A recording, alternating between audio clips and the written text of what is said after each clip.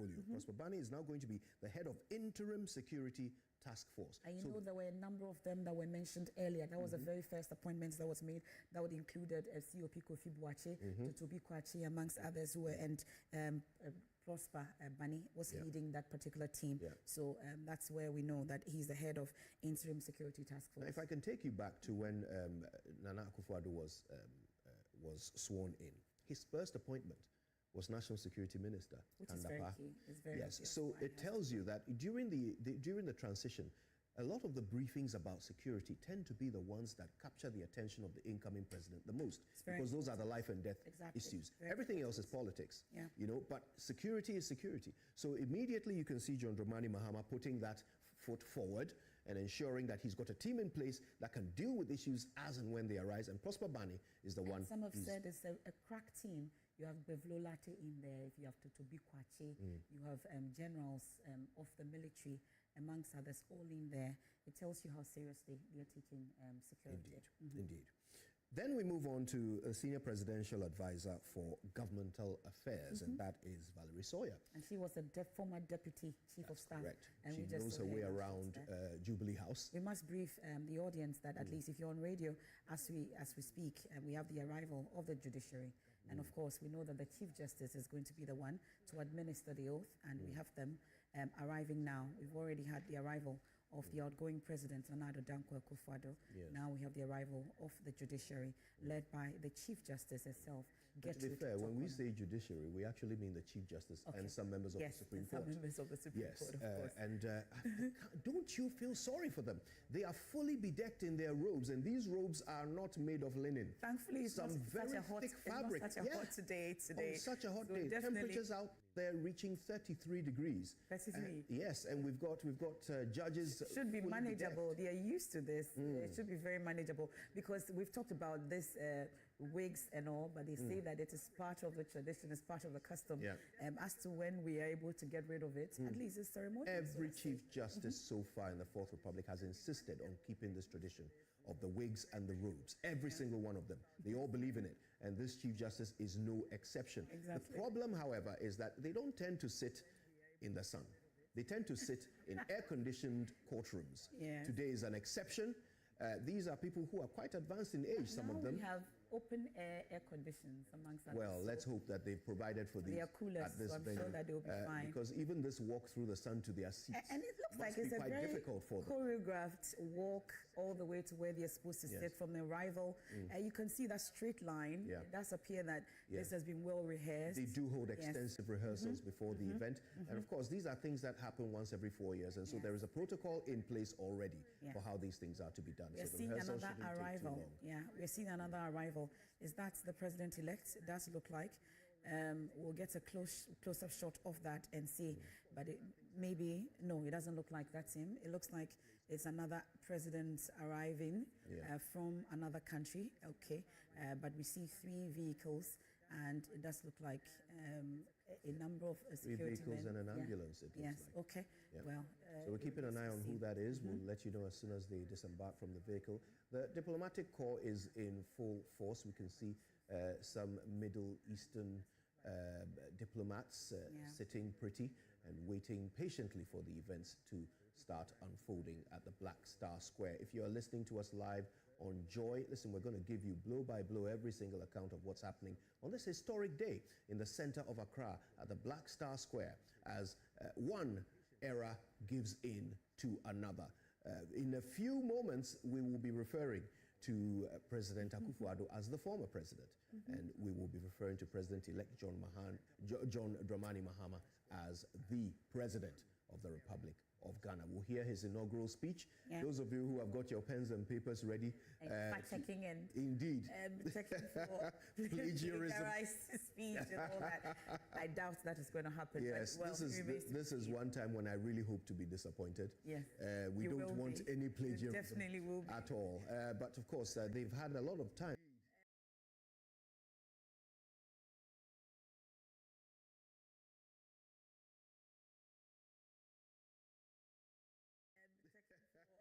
And to work on these speeches, President Mahama will certainly want this to be an opportunity to clearly outline the vision that he has, and he has very little time to execute it. Some have said this should be a very reconciliatory speech, a speech that will bring the entire country, rally the entire country around this particular government, especially because he has just 4 years to go, and he says he's going to reset the nation, and he needs everyone on board to be able to actually do that, this particular reset. So we wait for that particular speech. And there will be a need for some balance, because as you know, there are lots of people who voted on the expectation of justice, you know, and some sort of exposure of those who they believe have pillaged the nation. And so there will be some pressure on the new president to demonstrate effort in that direction. I wonder how much of that we will see or hear in his speech, but there is definitely the expectation of it. You speak about pressure, and one person that many say there will be a lot of pressure on will be the Chief Justice, Gertrude Tokono. We know that there was a petition for her removal, but thankfully the outgoing president, Nana Addo Dankwa Akufo-Addo, has written back to Professor Kwikwaza, as we call him, that that is not going to happen. At least these are some of the things that we'll be talking about as we go on. But you can see the minority leader in your shot. The only time that you can safely say he is the minority leader, Alexander Fenyomaki. Well, without being corrected, and there's no ambiguity to that. Well, you were taking us through the list. We didn't finish that list. We have Augustus Guzi Tano, also the presidential advisor. This is a former presidential candidate, right? A Reform Party. Yes, indeed. And he is the presidential advisor responsible for the 24-hour economy and accelerated export development. It's interesting that we have someone in charge of the 24-hour economy. We know that this was a big campaign promise for the president-elect John Dramani Mahama. And we have Marietta Ajewa-Brew. She was a former Attorney General and made some giant strides whilst she was the Attorney General. She's now the legal counsel to President of Ghana. Is that a new position? Have we seen that before? Yes, well, actually, this current president has legal counsel as well. Know. It's just an appointment that didn't get very publicized. I think his name was Koi Suman. Yes, I mean, his appointment wasn't, there wasn't a lot of pomp and pageantry to it. But I'm wondering if previously the president-elect, John Dramani Mahama, did he have a legal... But I know that Tony Letha was his legal counsel, but I don't know if it was at least for the president of Ghana, but at least that's what we know now. That's what Marietta will be doing. Yes, and then we have Felix Kwachofosu. He was here with me on the probe, and I asked him if he was going to be the information minister or communications minister for that matter, and he was not able to tell. But moments after that, he issued the statement, and he's the acting spokesperson to the president. At least that's the appointment that he has. This is an interesting appointment because for the first time, the spokesperson for the president will be an MP.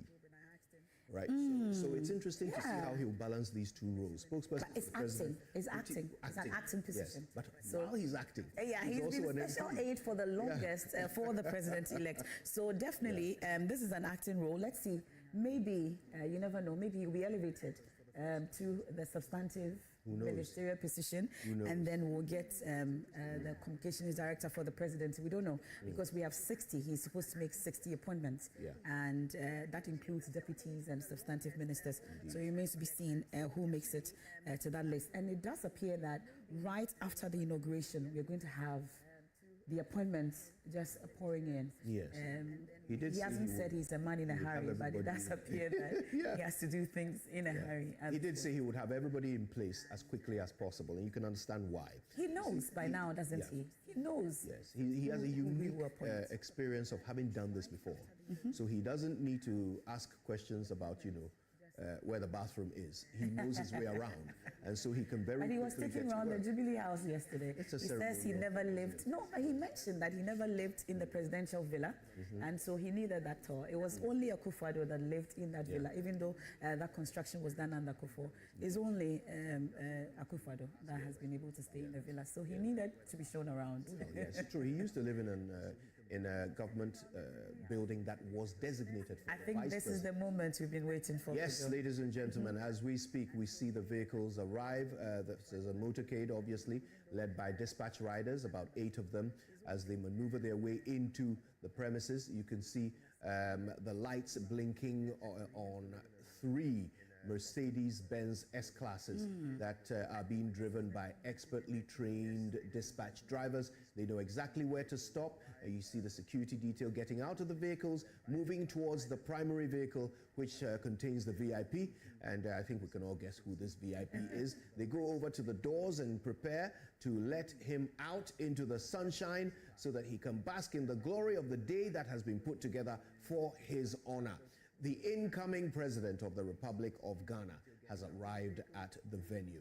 And you can see the excitement palpable among the audience. You can see the chiefs of defense staff who are seated in a row in their resplendent uniforms with ribbons and medals all across the front. These are men who have won their reputations on the battlefield, and today they are sitting in honor of their commander-in-chief incoming, who is here to be sworn in as the president of the Republic of Ghana. It's a very auspicious moment.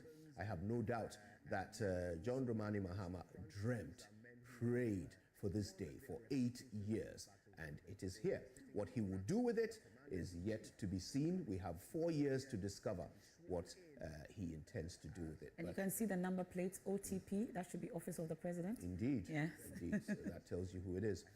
The Speaker has arrived. Yeah, that's the Speaker. Yes, the Speaker of Parliament arrives, bedecked in the parliamentary gowns, with all of the Adinkra symbols across the chest and shoulder piece, as well as the sleeves. He walks up with his kente dragon's tail, and of course he's got in front of him the clerks of parliament, all the important dignitaries who will be presiding over this event, because Did don't you say forget, dragon's tail? Yes. Okay. You know, that long kente strip that runs down the back of the robe. Best way to describe it is dragon's tail, right? Trust Kojo. And it looks exactly like that as he walks up to his seat at the center of the podium.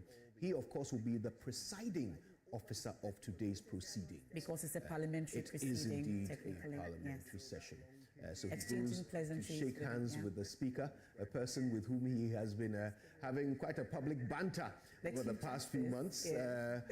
But as you can see, there is it's all love as they take their seats and prepare to play their respective roles on this all-important day. I must say, one thing Ghana does with beauty is these public events. The color just seeps through and brings with it all of its festive feel and its traditional pomp and pageantry. You get the feeling that you are looking at something that is uniquely African, but at the same time, just generously universal.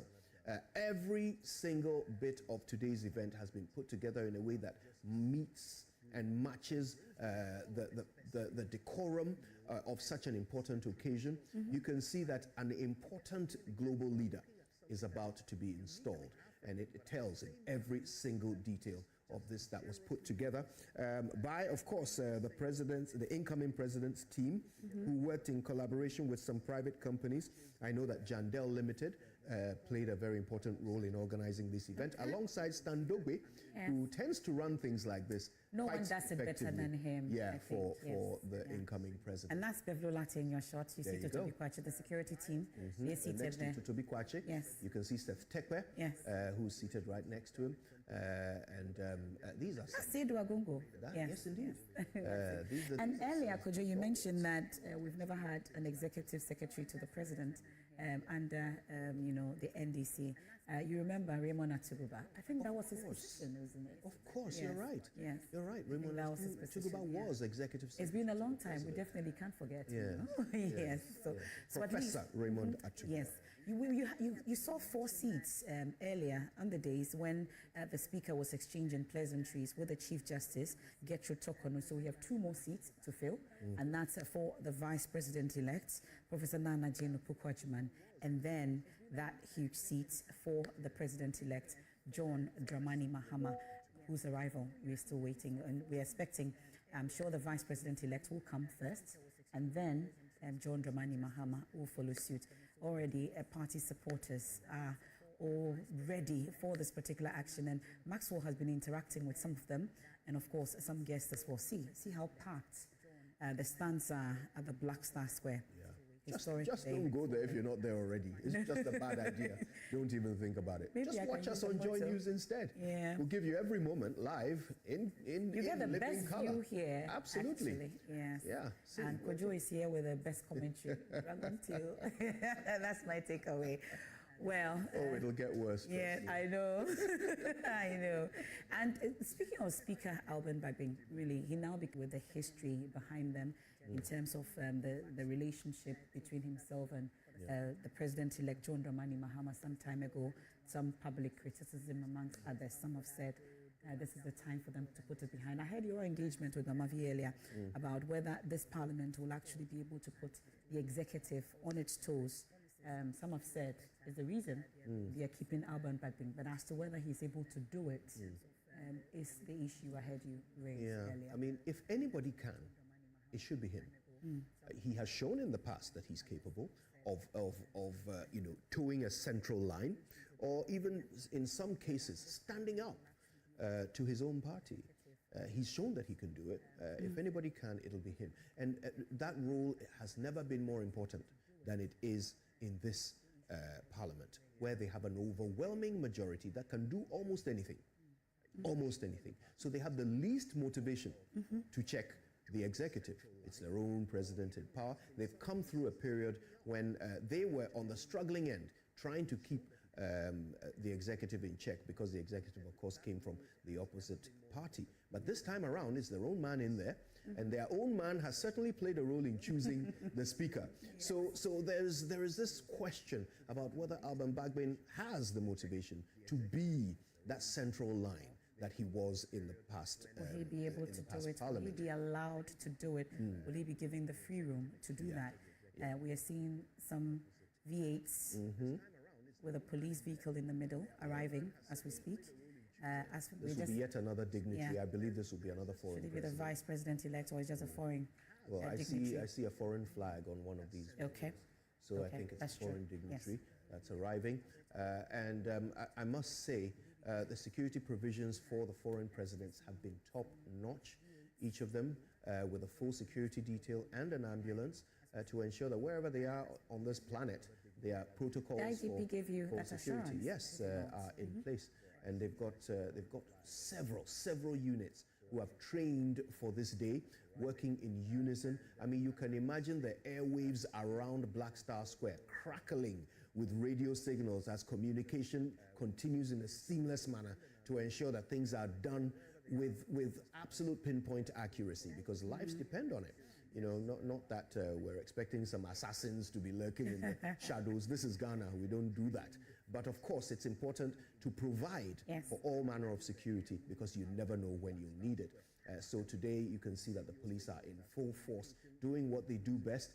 Every single police boot shined to perfection, every single uniform pressed and ironed, every single remote and walkie-talkie filled with fresh batteries. Nobody is going to fail on this all-important day. There'll be no change of battery at any point. There is not going to be any battery Aziz matters on this all-important. I've seen before in our short, Joyce Bawa Mukhtari, Selassie Ibrahim, and then of course the minority leader Alexander Fenyomaking in that traditional regalia. He's in his kente and white shirt, the Rawlings type, and or the Kwame Nkrumah type, I should say, and then Valerie Sawyer all seated. Jacob Zuma, there in your shorts, the former South African president, in your short. Yeah, I told you, 21 heads of state and also former heads of state are all here for this particular event. And it's interesting that Jacob Zuma is here. And then we have 3 vice presidents also here. We have more vehicles arriving. This is also a president of another country also arriving again. And it does appear that we'll have all the presidents, visiting presidents and heads of states arrive. Then we'll have the vice president-elect and John Mahama, also the president-elect, arriving for this event to start. It does appear we are still on schedule. We're supposed to start at 11. It's 10:38, and we're moving steadily. Yes. Yeah, the protocol is that all dignitaries must be seated before the special guest arrives. Yes. The special man of the moment, the incoming president, arrives. And we seem to be seeing that happening on schedule. What we are seeing, though, is a doubling up Normally, we would see one at a dignitary time, arrive at a time, but we've got them all in a queue now so that they can disembark with speed and get seated so that we can stick to the time, because I believe that we are probably just around, just past the halfway point of the number of foreign presidents, at least, who are attending. But it's not only foreign presidents, we have vice presidents, we have ministers representing foreign leaders, all here today for this important event. Earlier, you were commending the security arrangement and then, of course, the organizers. I think you're not done with that, because you need to commend the state protocol also and the Ministry of Foreign Affairs team that have also worked so hard to get this going. We're talking about heavy lifting. Yes, yes. Yeah, especially. What about their batteries? What about their batteries? Nobody's batteries can die today. They are concerned about. They've also shined your shoes and pressed everything, and I'm sure the military will also come at you as we speak. They've also, so you need to acknowledge all of them. They have also shined their shoes. Do it for them. Yes. We said, well, you can see it. I mean, it doesn't even need. Yeah, that's the chief of staff in your shots. There you go. There, Julius Debra, with the team. There already. That's the chairman of the NDC, Johnson Asiedun Ketia, in his white outfit, is a political suit, of course, with the NDC colors somewhere in there as well. You can see the nerves, and the excitement as he sits comfortably in his seat. He keeps moving his knees. You can see that there's a lot of tension built up. Paul Kagame has made the trip to be here on this auspicious Who day. is not here? I wonder. That list will probably be shorter than the list of those who are here. Yes. Paul Kagame, of course, you can understand why this is important to a man like Kagame, who has, in many ways, in spite of being a dictator, has handed over a lot of power in his government to Parliament and other institutions and organs. He has a desire to see his nation run in a way that would be sustainable beyond his stay in the high office. And it's an example to the rest of Africa. Of course, let's not dispute the fact that he is indeed a dictator, but he is one. A lot of people will come at you for that. Oh no, but it's the reality. Yes, it is. It's the reality. But he is somebody who actually does want to see representation. A friendly dictator. Yeah, he wants to see representation in his government. He wants to see devolution of power, and that is an example for all other nations. Ghana is no exception. In this particular situation where we have this supermajority in Parliament, it is something to really think about. This is the time when separation of powers will be at its highest risk. It will be most difficult to separate powers with a supermajority in Parliament. But with people like Paul Kagame here, there is a reminder that it is possible. Pun intended. Power is indeed transient, because you're seeing President Akufo-Addo now receiving guests. He's arrived earlier than he ought to. Yep. It's interesting. But we're seeing more arrivals and party supporters hailing someone coming in. Indeed. Now, at this moment, I think we're seeing the arrival of the incoming president. Should be the vice president-elect. The vice president-elect, thank you or for they that. Come together. Yes.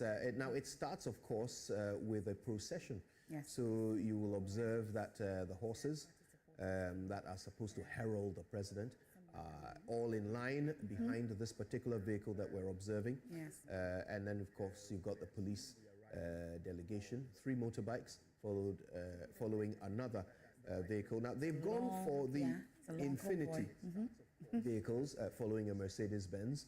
I don't know whether this is a suggestion that these will be the vehicles that the president tends to use while he's in office. But we've got one of the most beloved religious leaders, the national imam. The national chief imam, Sheikh Nuhu Shaributu. Indeed, there as seated well. Comfortably, awaiting the arrival of the man of the moment. You've got so many people holding Ghana flags. That's another special thing. Yes. You're seeing that people are opting for Ghana flags rather than party colors. I've seen just one party flag so far, but we see a lot of miniature flags there, Ghana flags, and most people in white and waving it. And the MPs are also seated. It's a positive signal. You see Kofi Adams there, seated between two ladies, and there are many other members of parliament on that particular day. I believe that is the space reserved for them. It's a difficult day to be in the sun, I've got to say. I really feel. And that's the leadership of parliament. You see governs Kwame Agboja. You see Ahiafo, who is now the first deputy speaker of parliament, and Andrew Sesiama. Is that Frank Anodompre? Yes, he's a leader on the side of the minority. Yes, he's there, and you see him with, yes, of course, they are all there. And you see, what you call him, the outgoing education minister, Dr. Yawo Seyeduchum. And we've been told that the majority side are maintaining their leadership as we speak, at least. We don't know if it will change at some point, but it does appear that it will change, because we've been told that Ato Forson may be very well maybe the finance minister, and if that happens, it does appear that he would have to relinquish that position of majority leader and hand it over to someone else. Who that will be remains to be seen. We are told about Mahama Yariga, amongst others, but Ama Kofi Boa is also in pole position. Indeed. Knowing that speech that he gave after the SONA. It's one of the things that we're definitely going to be occupied with after today.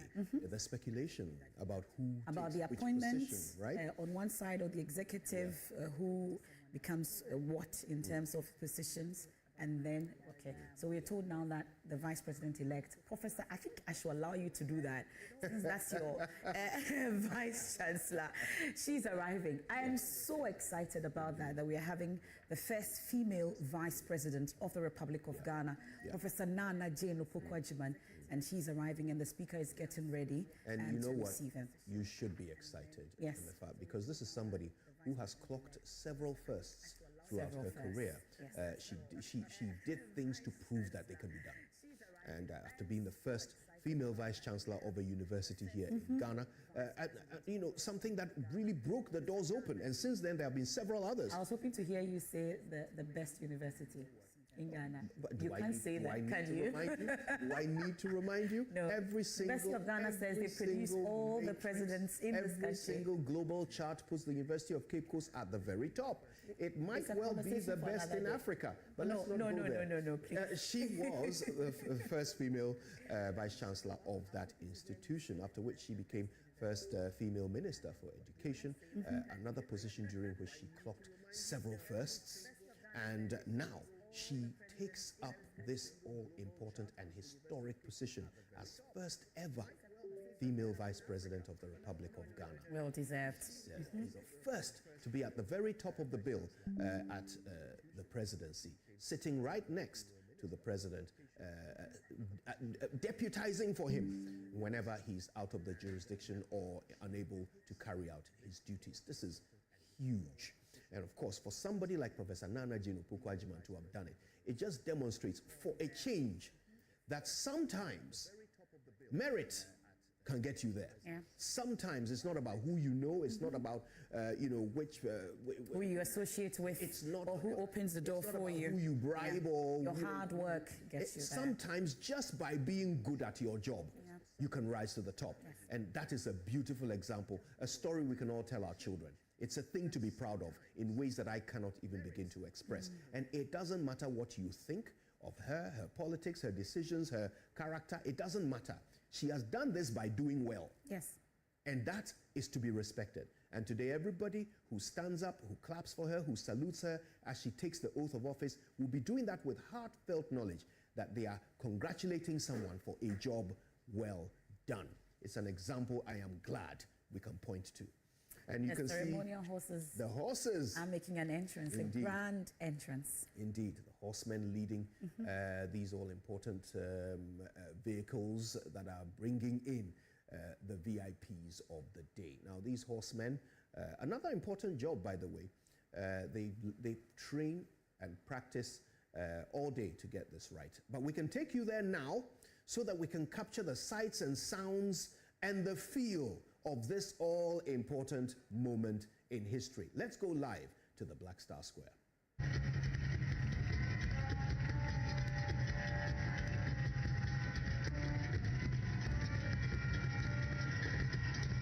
The bedlam here is intense.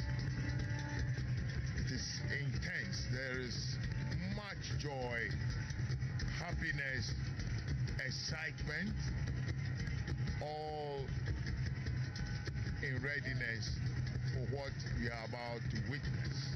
And security is also in full force. We have various security personnel deployed to ensure the total safety and security of personnel. They are all playing critical roles to ensure that this event goes seamlessly, devoid of any major hitches. We have rich display of culture.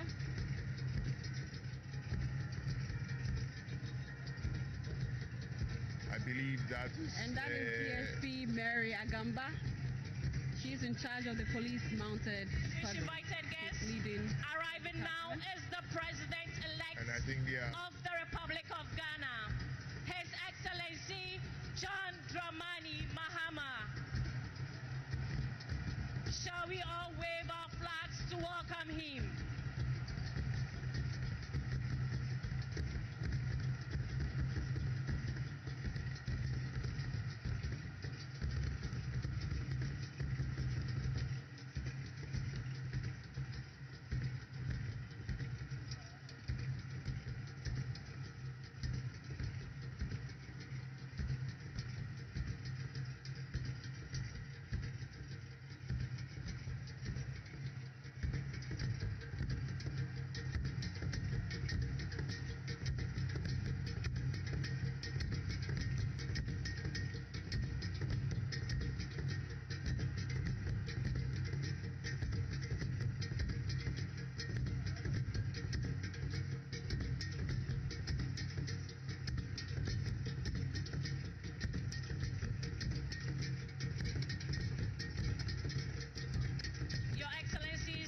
Invited guests.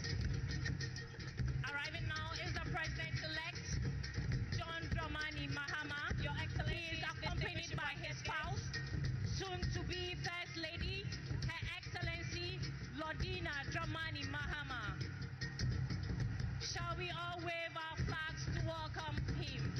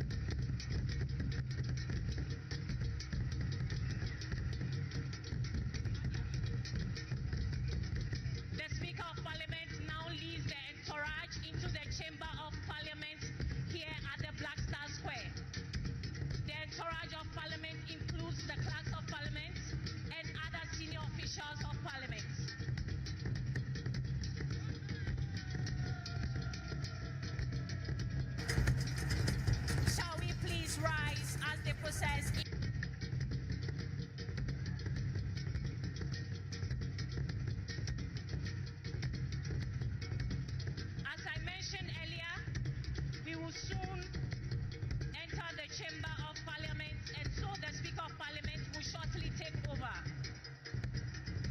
Shall we please rise as they process into the chamber?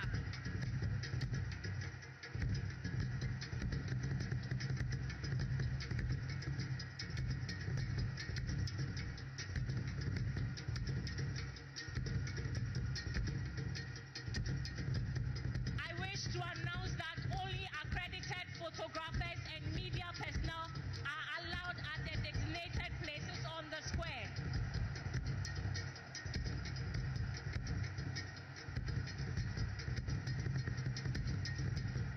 Please, if you are not authorized to be on the square, kindly move back.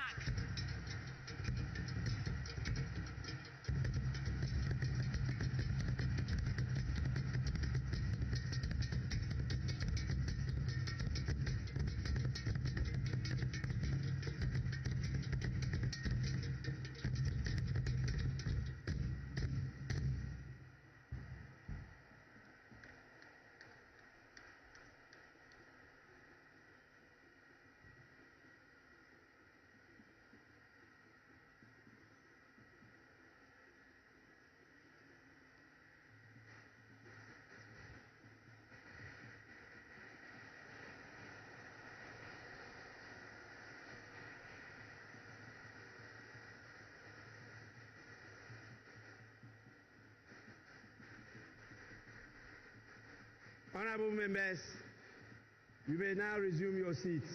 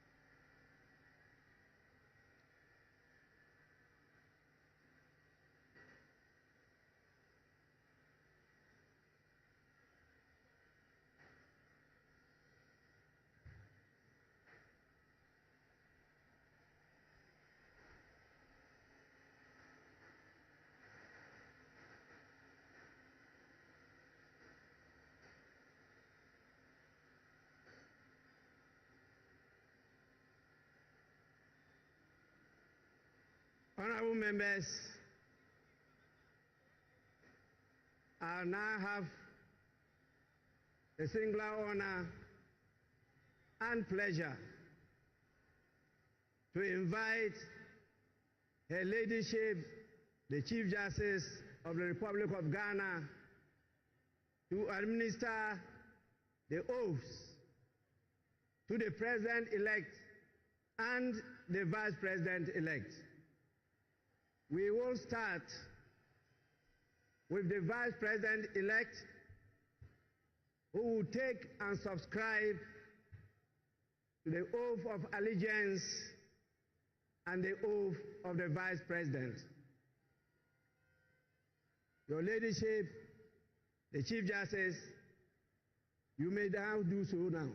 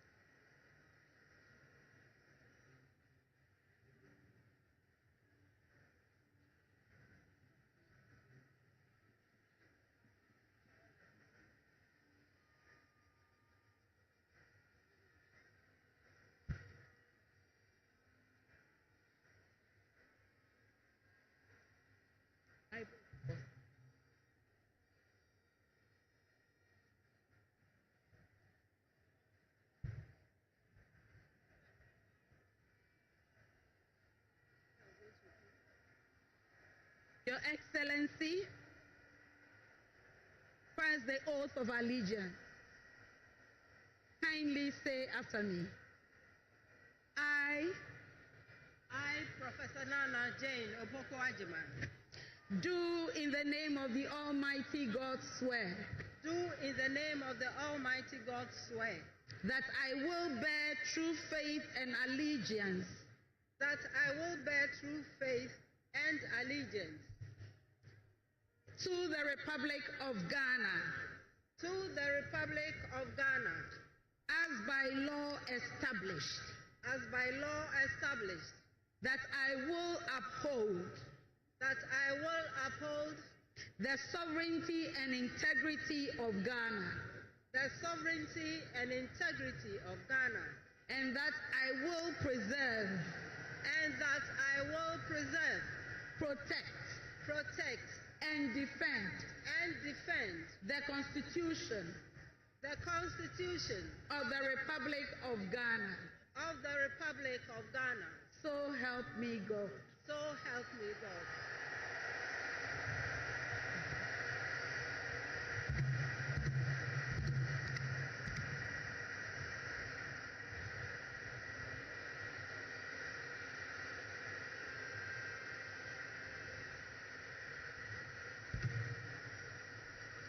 Your Excellency, now the oath of the Vice President.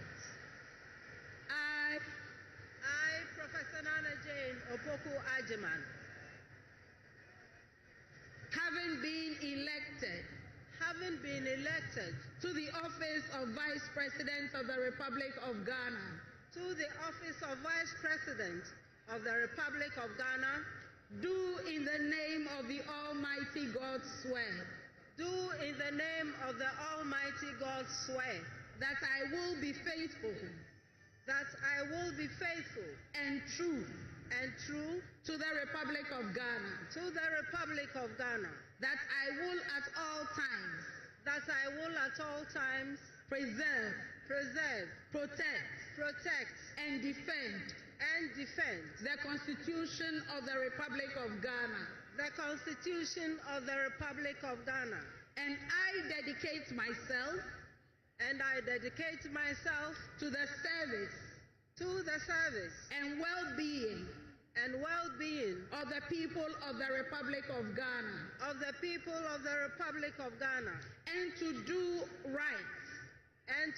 right to all manner of persons. I further Solemnly swear that should I at any time break this oath of office, I shall submit myself to the laws of the Republic of Ghana, and suffer the penalty for it. So help me God. Congratulations, Madam Vice President. Thank you. Lift your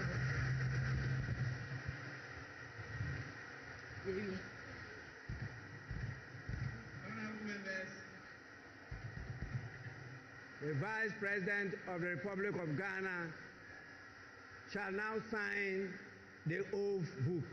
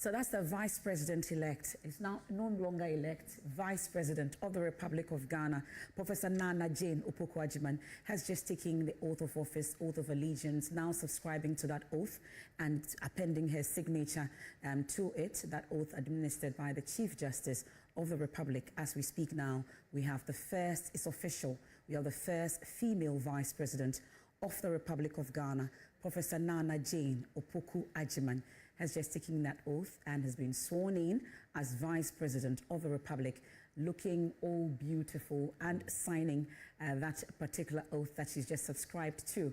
and we are waiting for the next to happen, which will be that of the President-elect John Dramani Mahama, a number of documents to sign for that history to be sealed and made in that process, and that signature still going on. And you can see party supporters already. Is it a prayer that they're saying as she appends her signature to that particular document and that oath that she signed? You're listening to us live on Joy 99.7 FM. Is the inauguration of the President-elect of the Republic of Ghana, and just gone by is that of the Vice President of the Republic of Ghana, Professor Nana Jane Opoku-Agyeman, and that's currently ongoing. She's taking that oath of allegiance and oath of office, now subscribing to that particular oath that she's taking, and a number of documents. You can see that the members of the judiciary are helping her to do that, and the Speaker of Parliament looks on for that to happen, and after that we'll take that off the President-elect John Dramani Mahama. Like there are several copies of several documents. Yes. What looks from here like a big pen. I knew you would definitely bring that in. That is a big pen that is being used. The Vice President of the Republic of Ghana puts her signature to these all important. I think at the last count, it looks like she's signed about 5 documents already. And there might be a couple more before she's done. Yeah. And of course, what this means is that Dr. Mahmoud Bawumia is no longer the Vice President of Ghana. It's done. It is now. It's over. For the first time, Professor Nana Jane Opoku-Agyeman. It's important to make a quick correction. When I was talking about her firsts, I mentioned that she was the first female education minister. That is not accurate. We've actually had 4 other female education ministers: Joyce Ayi, Ama Ata Edu, Dr. Christiana Mwakunyama, and Betty Mold-Idrisu have all held that portfolio. Oh, the women will not forgive you for that. Yes, indeed, but she's chalked a lot of firsts. Oh, yes. And this is the biggest. Yes, the first female vice president. This is the one we Republic will all of be Ghana. telling our daughters about. And of course, Professor Nana Jane Opoku-Agyeman now is waiting patiently as the documents are looked over to ensure not a single one has missed her signature. And of course, once that is put to bed, we'll be moving on to the big one, the swearing of the oaths by the new President of the Republic of Ghana, John Dramani Mahama, a man with 4 years to make a difference. More documents to be signed. This time is a big book. Yes. And it has to go in there, I'm sure, because it's a parliamentary proceeding. That also has to go in there, and she has to sign that as well. You know, on days like this, much will be said of the fashion of the day, and the Vice President is looking quite lovely in her very dark red gown, sort of vermilion colored gown with some flowery detail over the shoulder, looking very regal. She has certainly made the effort to fit the pomp and pageantry of the day with some kente to match this wonderful outfit. She is indeed looking vice presidential, if we may very modern say vice presidential, I should say. Indeed. Looking now, very regal. We see her detail, taking her gently down the stairs and down the red carpet, back to her seat. How destinies change, you know. Indeed, indeed. Yeah. In the blink of an eye, history is made. Destiny is changed. One era gives way to another. And the president-elect cheering her on with that proudly. Clap. Yes, very proud. I'm sure he feels very And the First Lady, incoming First Lady also. Right. Cheering, and you can see party supporters all cheering her on. This history definitely is worth celebrating. You are the first female vice president of the Republic of Ghana, Professor Nana Jane. She waves proudly to the crowd as she now takes her seat in the vice president's chair. And this is a seat that she'll be occupying at all parliamentary events for the next 4 years.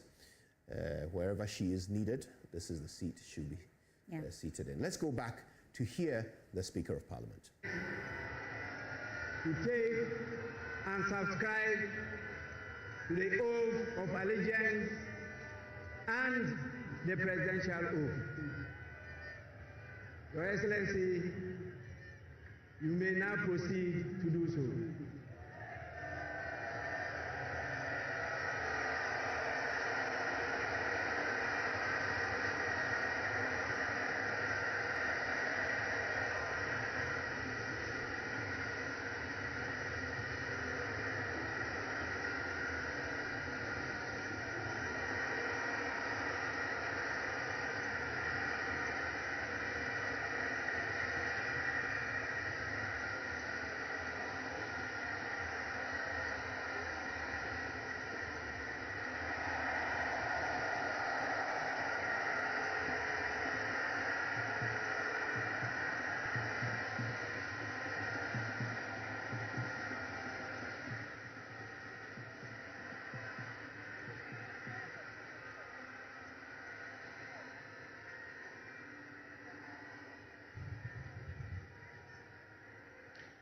Your Excellency, kindly say after me. This is the oath of allegiance. I, your name, John Dramani Mahama, do in the name of the Almighty God swear do in the name of the Almighty God swear that I will bear true faith that I will bear true faith and allegiance and allegiance to the Republic of Ghana to the Republic of Ghana as by law established, that I will uphold the sovereignty and integrity of Ghana, and that I will preserve, protect and defend the Constitution of the Republic of Ghana. So help me God. So help me God.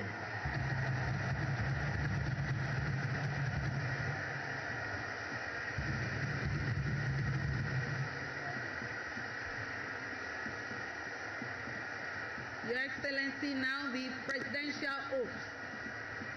I, John Dramani Mahama, having been elected to the high office of President of the Republic of Ghana, do in the name of the Almighty God swear that I will be faithful and true to the Republic of Ghana, that I will at all times preserve, protect and defend the Constitution of the Republic of Ghana, and that I dedicate myself to the service and well-being of the people of the Republic of Ghana, and to do right to all manner of persons. I further solemnly swear that should I at any time break this oath of office,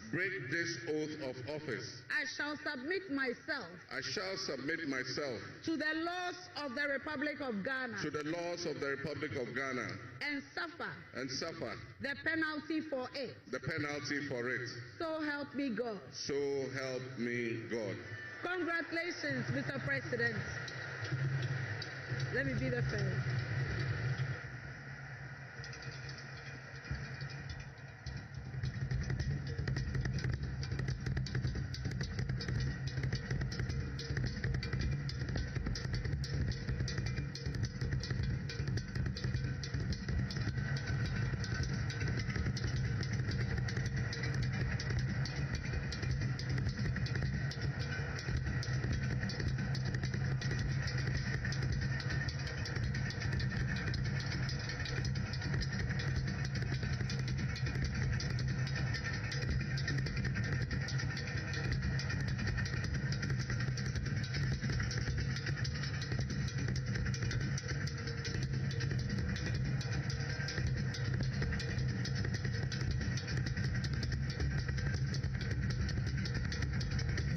And the down is what? Matime.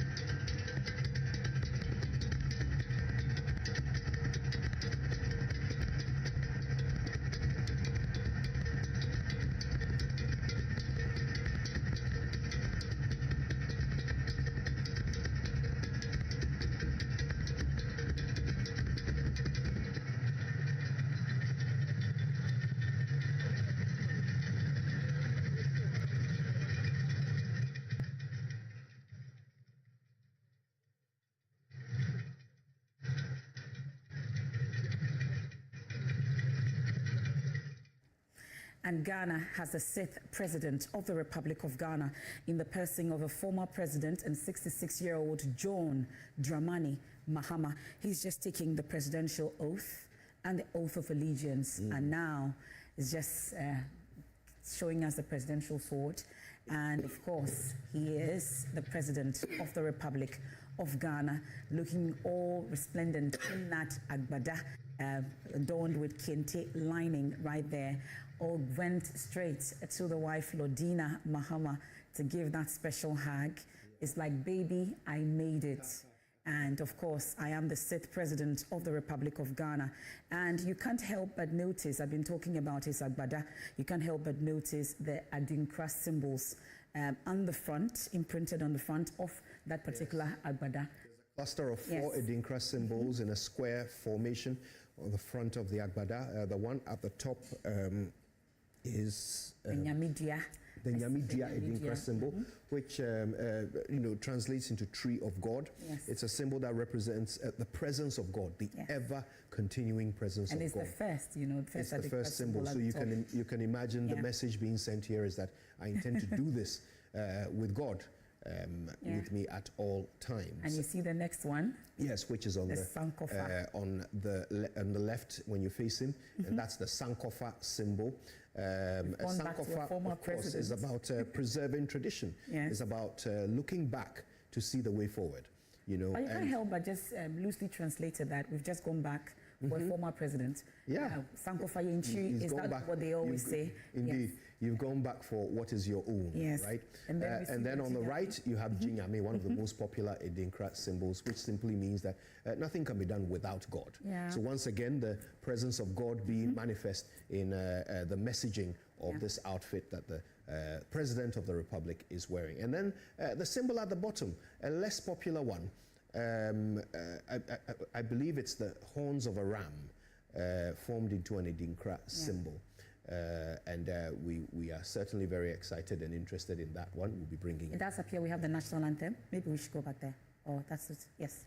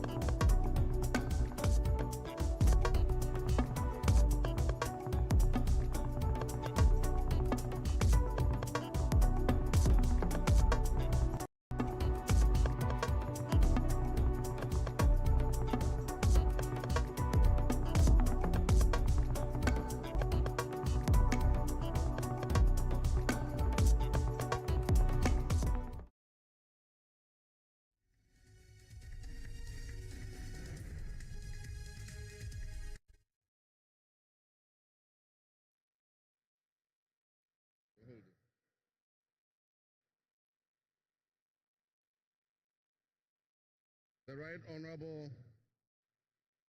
Speaker of Parliament, honorable members of Parliament, Her Excellency, the Vice President of the Republic of Ghana, Jane Nana Opoku-Agyeman, Her Ladyship, the Chief Justice, Your Excellency, Bola Ahmed Tinubu, President of the Federal Republic of Ghana, and special guest of honor for this occasion, Your Excellencies, Presidents, Heads of Government and Development Agencies, Your Excellency, Nana Addo Dankwa Akufo-Addo, and former Presidents, Your Excellency, Dr. Mahamudu Bawumia, distinguished invited guests, ladies and gentlemen, my brothers and sisters, I wish you a good morning, and we give thanks to the Almighty God on this occasion. Our Father who art in heaven, we thank you for giving us this day, a day that offers me, your humble servant, a unique opportunity to work to reset our dear country, Ghana. 32 years ago, on January 7th, Ghana made its first and most successful democratic transition, a reset, with the swearing in of the newly democratically elected President, Jerry John Rawlings of blessed memory. Our nation was returned to a multi-party democracy with a new constitution that went into effect, and the Fourth Republic was officially established. I refer to it as a reset because on that day in 1993, we made our fourth attempt at establishing a democratic system of government with term limits based on free, fair, and transparent elections. The handover of power on January 7, 2001, between former President Jerry John Rawlings and at the time the newly elected President John Agyekum Kufuor, tested that reset, and our nation passed with flying colors. So today, with my induction as the new President of the Republic of Ghana, history is being made once again, and it is a history worth repeating every 4 years with each newly elected President. Today, we're also making a different kind of history, one that speaks to our maturity as a democracy, a nation of citizens enfranchised with the authority at the polls to determine their political future. Today's exercise between the outgoing President, His Excellency Nana Addo Dankwa Akufo-Addo, and I feels a bit like a déjà vu. That is because 8 years ago to this day, on January 7th, 2017, we shared this same space and performed this same transitional exercise. At the time, I was the outgoing president, having served one term, and he was the incoming president, having been given a mandate by the people of Ghana to lead this great nation of us. He and I both understood on that day, as I'm sure we are today, that it is the people of Ghana that we are elected to serve. Somehow, it seems fitting that it is with Nana Akufo-Addo that I twice shared this stage and this unique historical distinction. Because Nana Akufo-Addo and I began our national political careers in Parliament in the same year, 1996. He has always greeted me with warmth, a firm handshake, and a smile. And he is perhaps the only person in my life who has persistently chosen to call me Johnny. While we belong to opposing political parties, we shared a sense of mutual respect. In those early days, we probably could not have imagined that destiny would bring us to the leadership of our respective parties, and that we would have to face off 3 separate times as we each vied for the highest office of the land.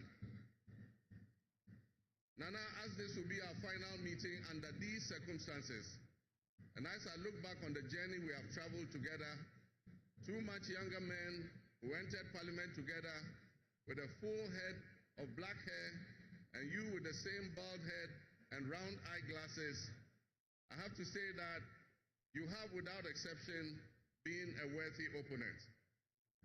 I extend my warmest wishes to His Excellency, the former Vice President, Dr. Alhaji Mahmoud Bawumia. It was a grueling campaign, and we gave it our all.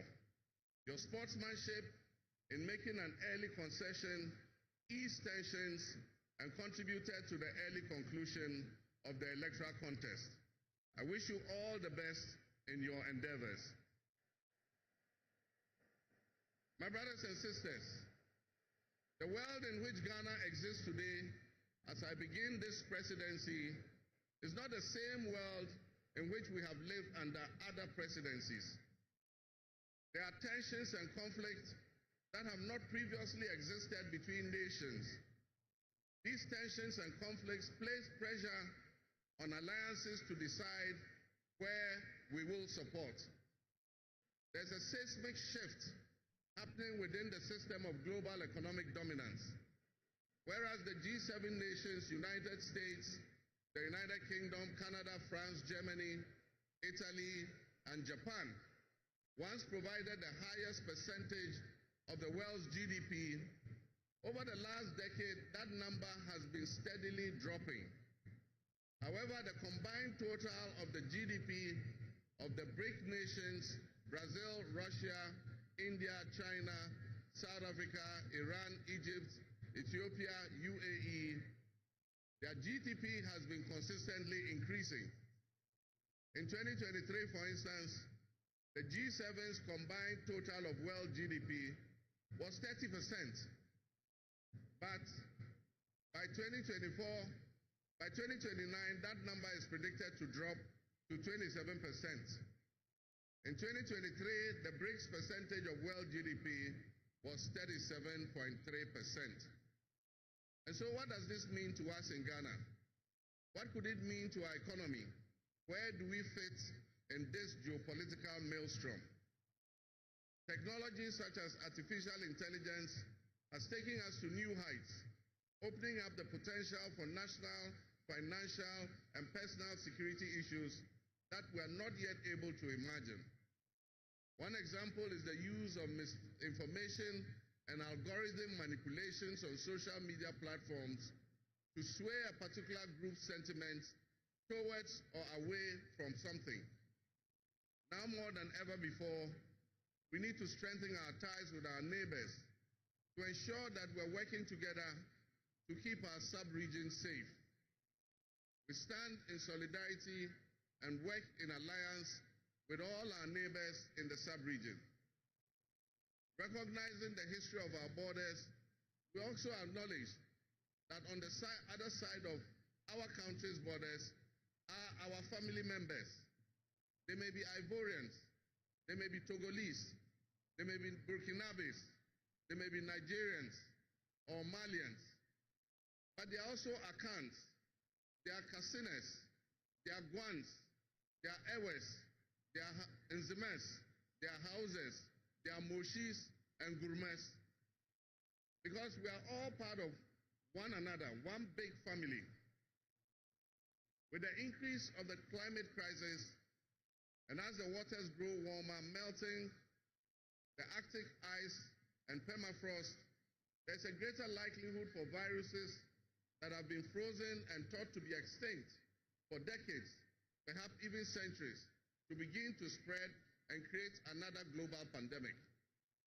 The changing climate conditions, increased population density in urban areas, and mass international travel are enabling existing viruses to spread and mutate at a faster and faster rate than they did before.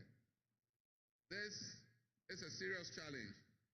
Let us not forget the toll that the past epidemics of viruses like Ebola, COVID, and Mpox have taken on the families and communities and medical infrastructure in several of our neighboring countries and in the sub-region. Let us also not forget how swiftly and completely the COVID pandemic brought the entire world to a screeching halt. My government will be working diligently to strengthen our public health systems while monitoring the global health situation so that when, and not if, but when the next pandemic or epidemic occurs, the loss of lives in Ghana will be minimal. The larger world exists around us and to some extent within us. While we cannot and should never use it as an excuse to stray from the direct and immediate needs of Ghana for the well-being of our citizens, we must also bear in mind that the affairs of the world, if we care to shape, lessen, avoid, or even at the other end of things, maximize the effect they have on us. My brothers and sisters, barely a month ago, we held historic elections that have caused dramatic shifts in our political landscape. I feel greatly honored that you, my compatriots, considered me worthy of receiving such an unprecedented and overwhelming mandate to steer the affairs of our beloved nation at this critical time in our history. The magnitude of this victory in the presidential elections and the gains that were made by my party, the National Democratic Congress, in the parliamentary elections naturally and justifiably resulted in great joy and celebration across our country, Ghana.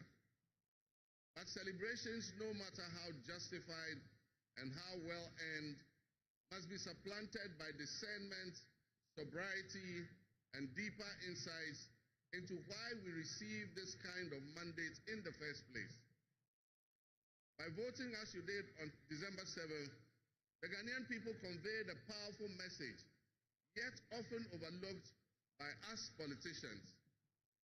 This message was powerfully emphasized by a giant of American political history, President Ronald Reagan, when he declared at his inauguration some 40 years ago that governments have no power except that granted by the people. While Ghanaians take great pride in our thriving democracy, they are deeply dissatisfied with the quality of governance over the years and have openly voiced that dissatisfaction through the decisive actions that they undertake at the elections. Our people also understand that democracy is not just a token adorned with periodic elections followed by pomp and pageantry with the establishment of a new government. They expect that if democracy is celebrated as a superior means of governance, then its outcomes must be more tangible and benefit them in their individual lives. Any honest introspection and reflection on the pulse of our nation would reveal that many within our population do not feel that they have benefited from or partaking in this democratic dividend. Where people buffeted by severe economic crisis and hardships, and in the last few years, we have lurched from crisis to crisis. But there is hope on the horizon. Today should mark the beginning of a new opportunity, an opportunity for us to make a difference in our governance and our economic management. We shall reset our dear nation, Ghana.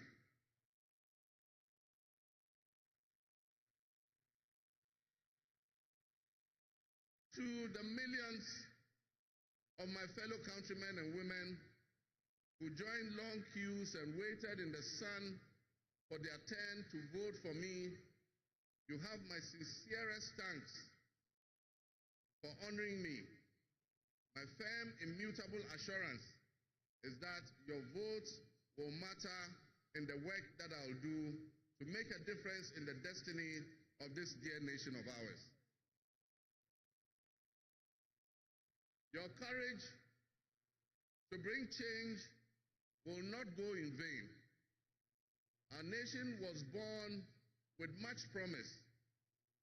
That promise would seem hazy and in doubt now, because of all that has happened in the past. But I urge you, my fellow countrymen, not to be sucked into a state of perpetual pessimism. For some time, our country has urgently needed leadership with an unwavering desire to get things done. I, with all humility, assent that I intend to be that leader with your cooperation and your help. As your next leader, I shall strive to exercise sound judgment and be able to make the right calls at the right time. I'll have the humility and presence of mind to take responsibility for any challenges and be willing to act firmly and timeously to resolve the challenges that we face as a nation. Since the elections, I have read and heard the word hope used many times in relation to my presidency and what it should offer the citizens of Ghana. I intend to speak plainly and clearly to you today, and every time I address you subsequently, I intend to always tell you the truth. The circumstances we find ourselves in are indeed dire, but even so, I'll be decisive and swift in my actions. We'll focus our initial efforts on 4 critical areas. The first is economic restoration and stabilization of the macroeconomic environment. The second is the improvement of the business and investment environment to ensure that Ghana is once again open for business. The third is governance and constitutional reforms. And the final, but not the least, is accountability and the fight against corruption.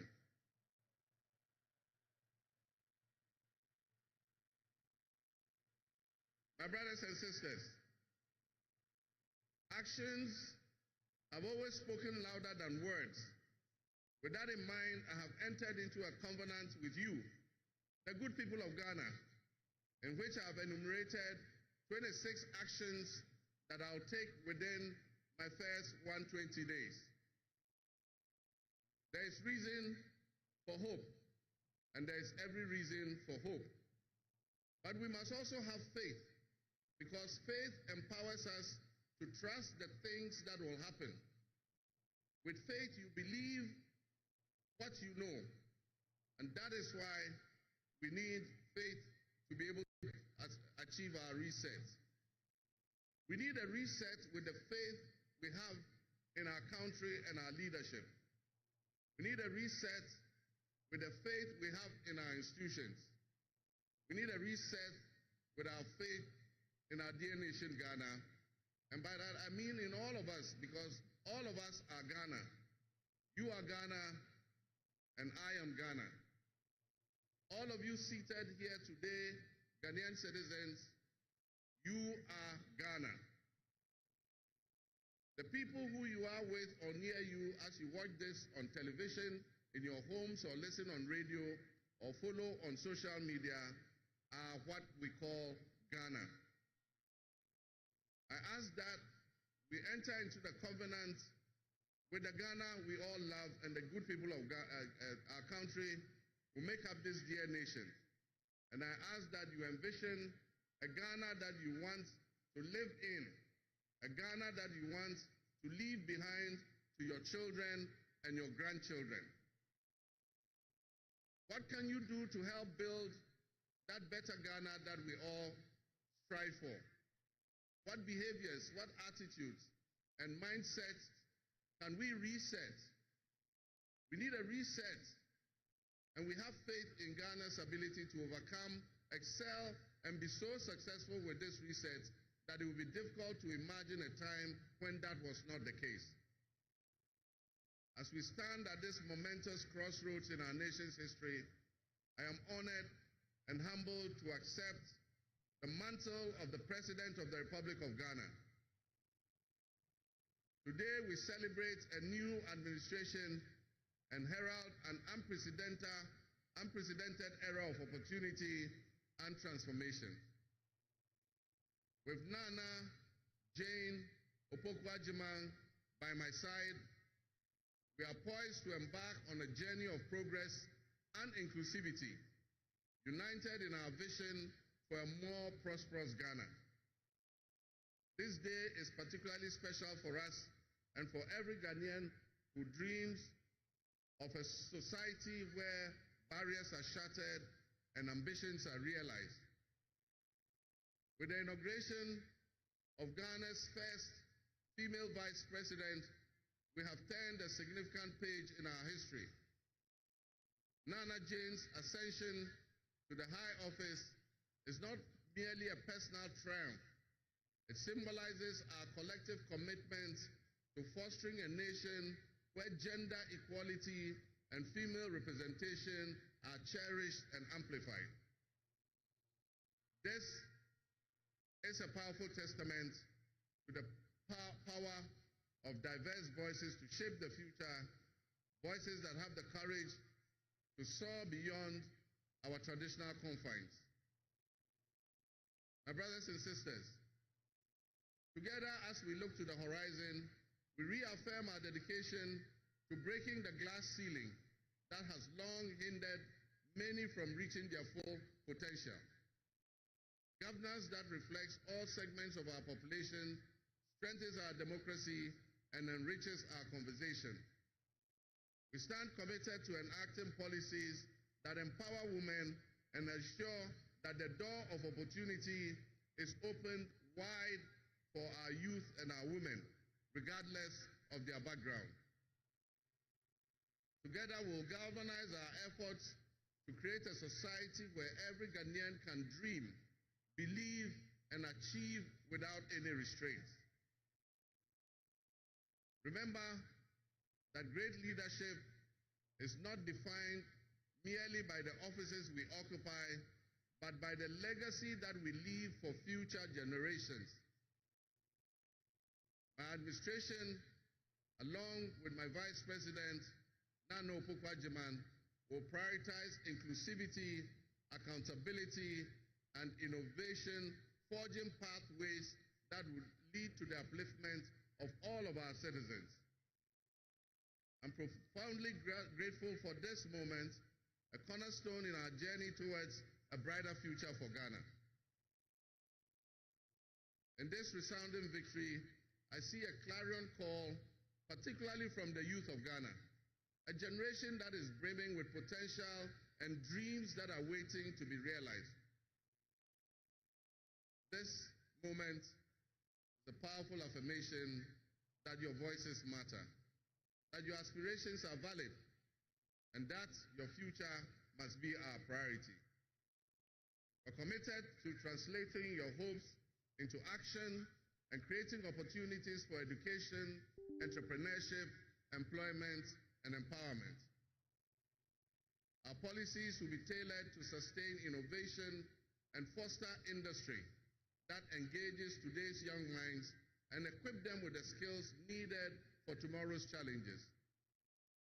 Together with the private sector and captains of business, we will create decent and well-paying jobs. As we embark on this new chapter, I assure you that our decisions will champion diversity in all facets of governance, ensuring that every Ghanaian, regardless of your ethnicity, your gender, your age, your religion, or any background, will have the opportunity to contribute to our nation's story.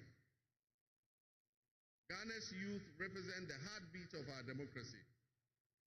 Their ambition will drive our policies as we strive to create an inclusive, equitable society where everyone has a seat at the table.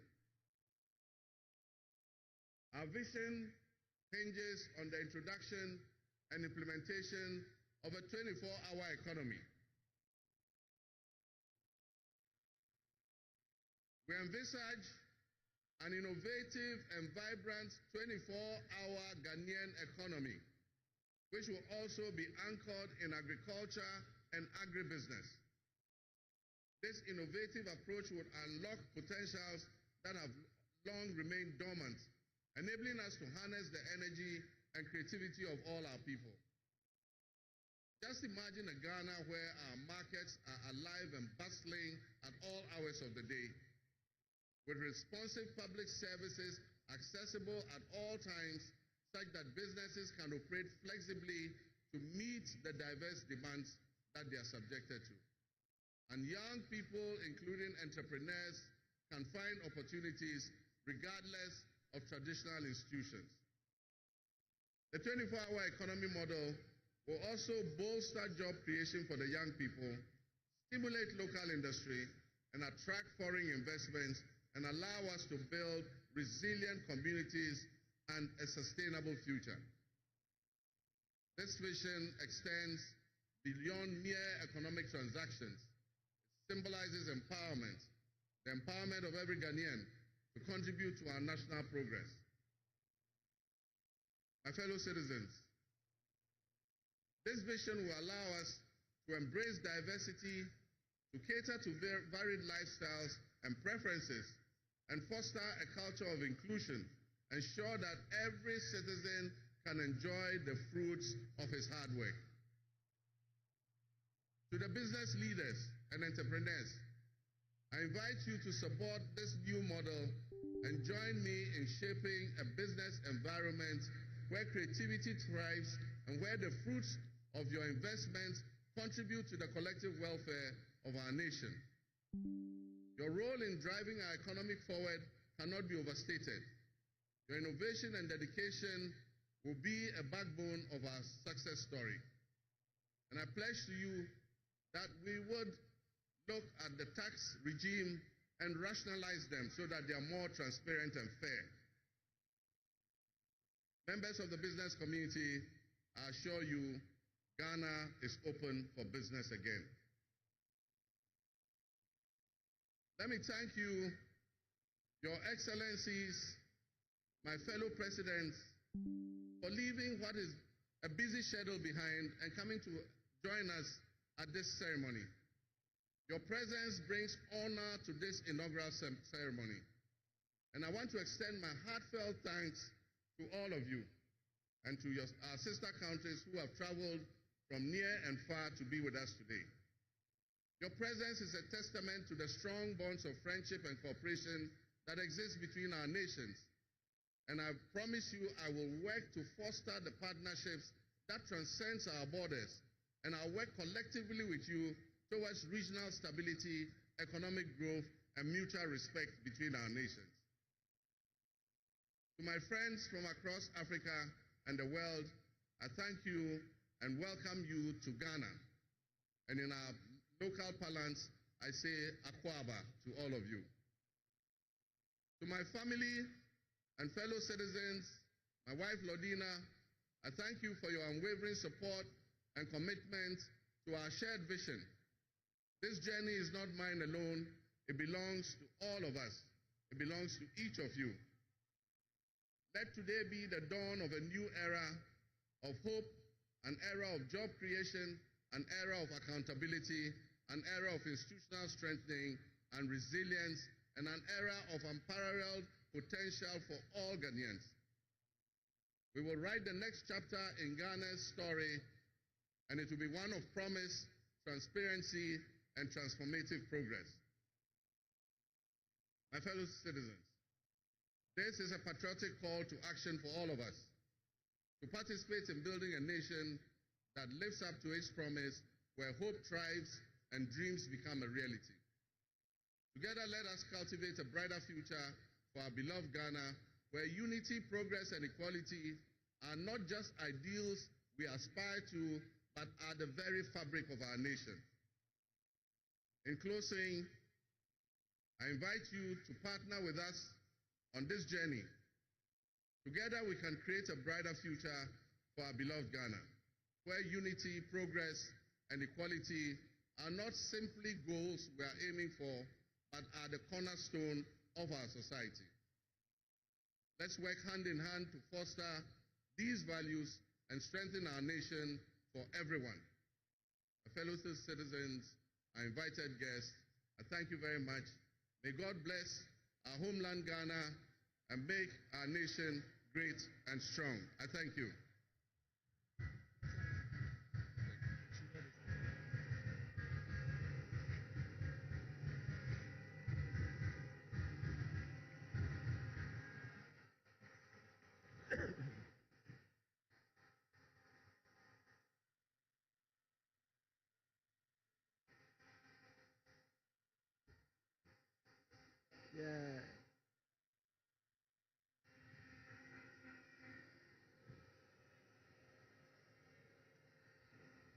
Honorable members,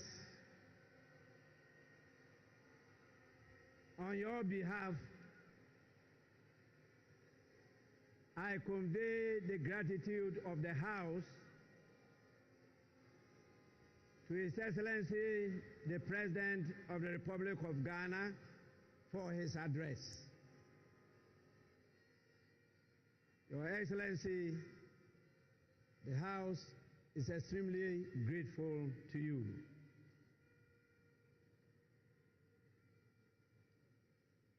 Honorable members,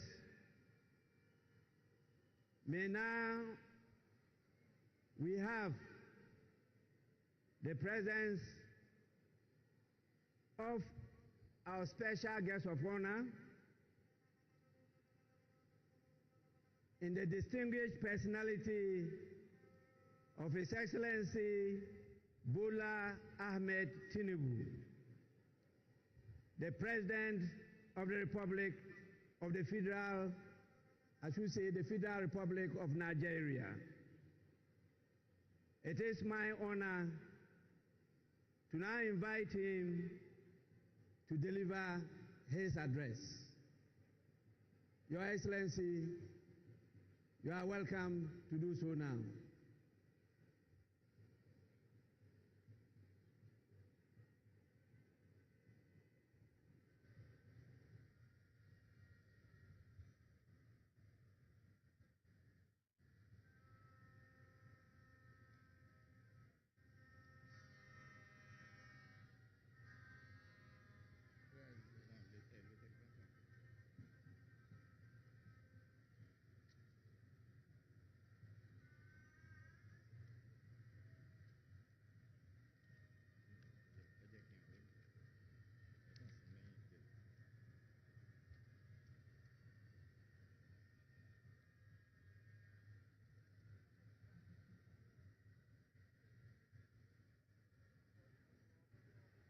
Your Excellency,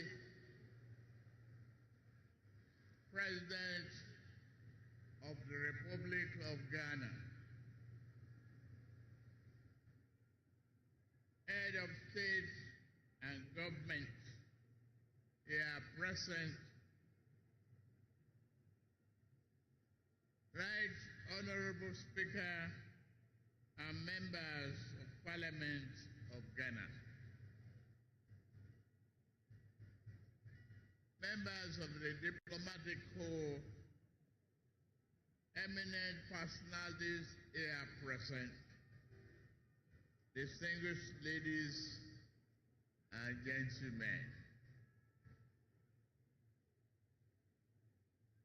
It is always good when a friend and brother can visit the home of a close neighbor to celebrate his success and progress with him. Today, we celebrate African democracy as Ghana and our beloved people mark the transition from one democratic government to another. This moment does not merely symbolize another milestone in the evolution of Ghanaians' democratic society. It further demonstrates that in West Africa, we are capable of democratic and productive endeavors. It is time that our continent critics stop forgetting the strides that Ghana, Nigeria, and others have made. We need not prove ourselves to them.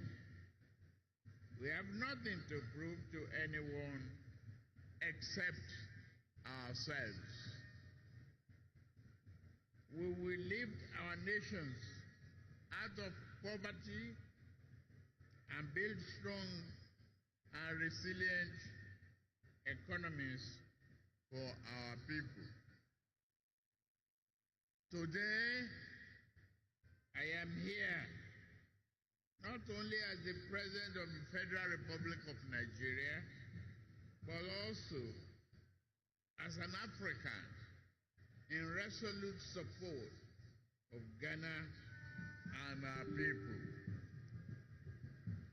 This moment is a source of pride and honor for Ghanaians, the entire continent, and its diaspora.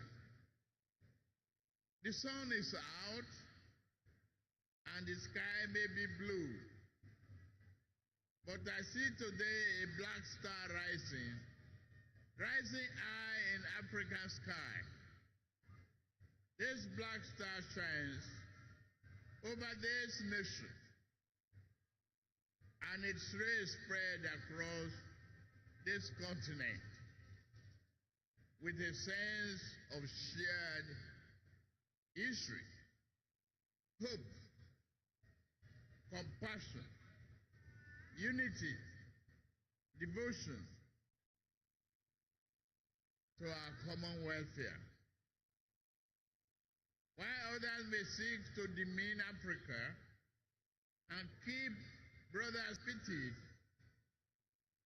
against brothers, that shining star reminds us of who we are. Better yet, it reminds us of who we can be. That star reminds us always to strive and walk together, bond together, even when we disagree. We must choose the path of peaceful dialogue. Never can we do harm to our brothers, nor can we permit any outsider to disrupt our bonds of brotherhood.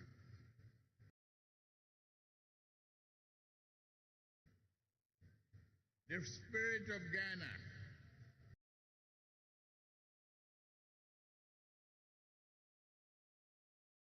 as Ghana draws inspiration and a well of strength from Kwame Nkrumah and many of his past leaders, Nigeria similarly draws inspiration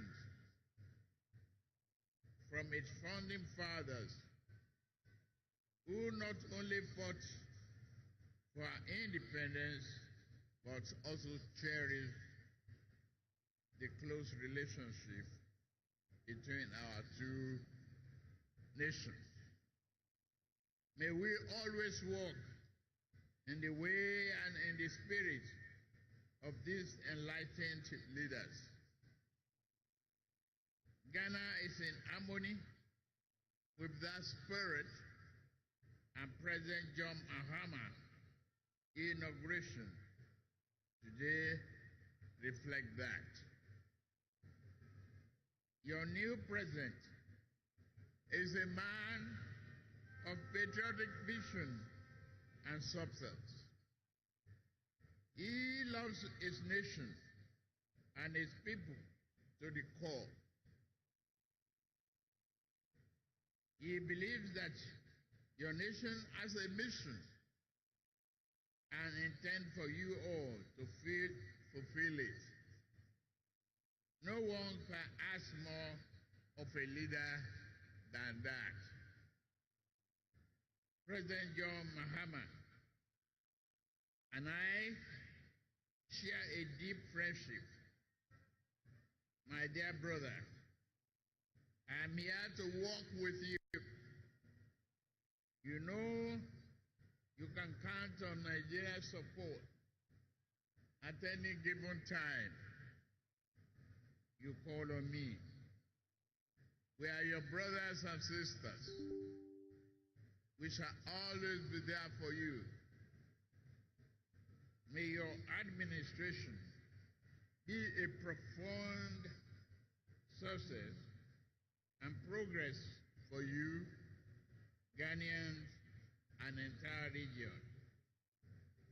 I am confident that new government under the leadership of President John Mahama will work with Nigeria to strengthen this powerful bond, leading to greater shared progress, prosperity for the people of our two nations.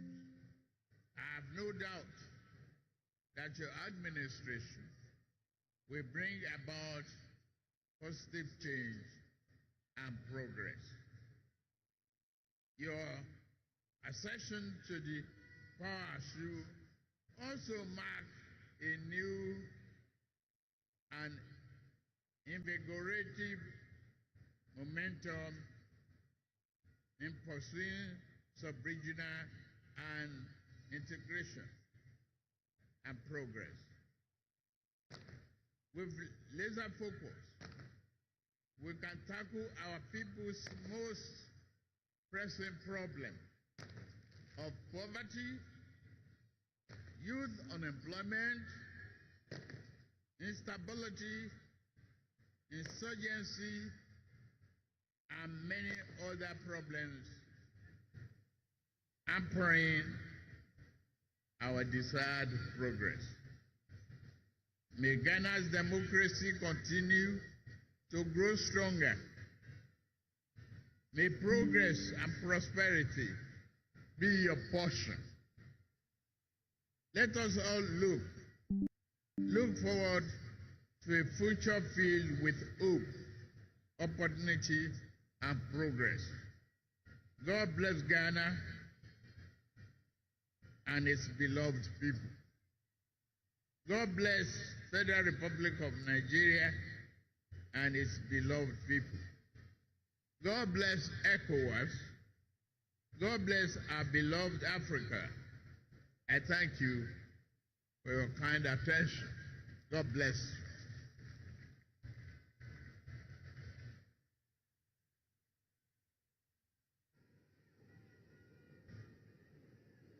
Honorable members,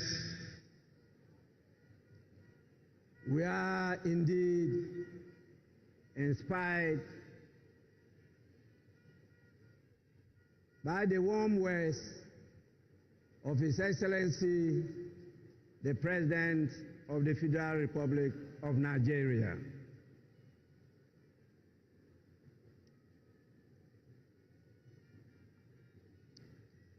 I now have the honor to, on your behalf, invite the visiting heads of state and former presidents to congratulate the President of the Republic of Ghana.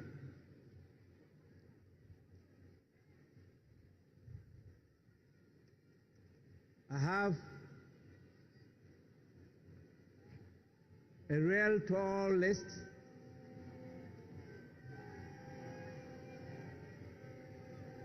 It is my hope and prayer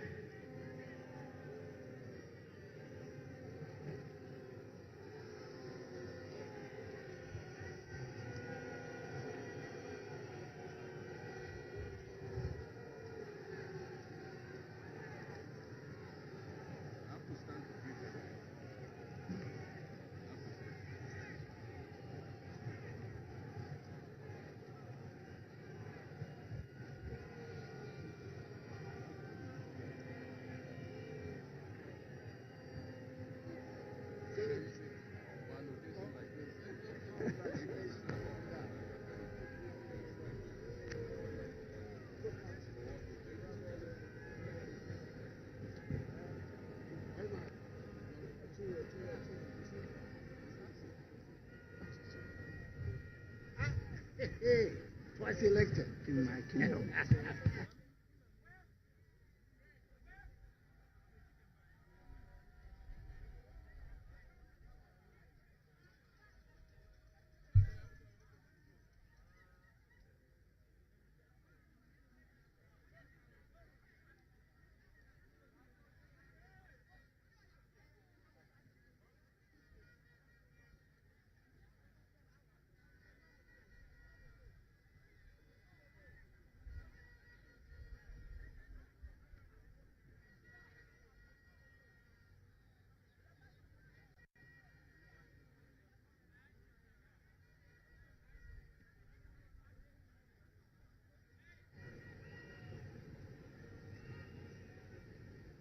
Eh?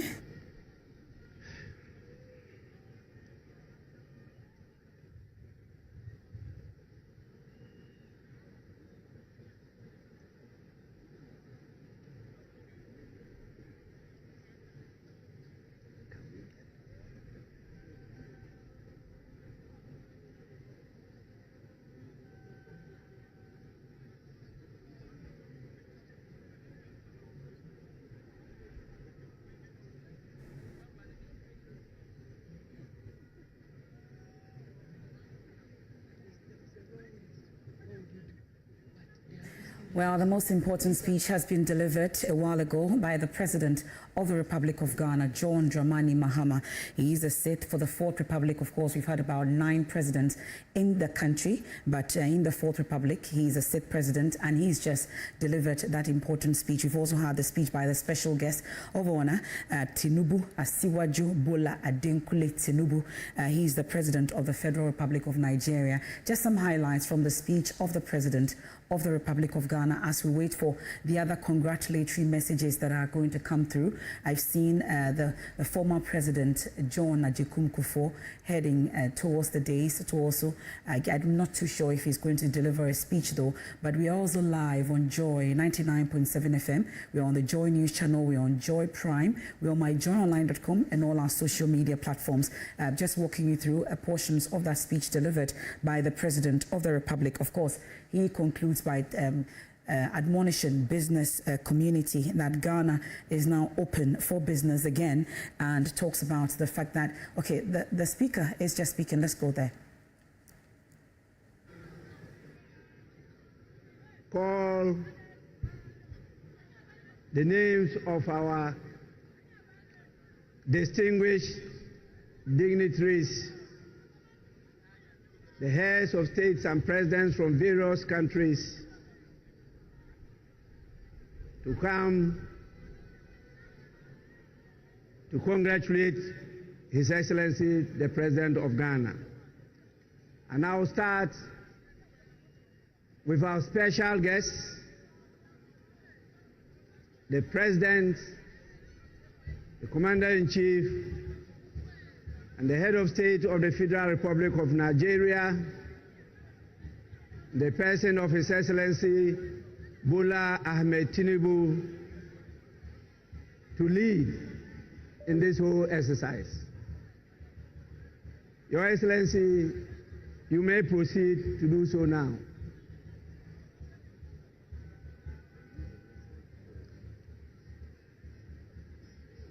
Immediately after him will be His Excellency, the President of the Republic of Rwanda, His Excellency Paul Kagame.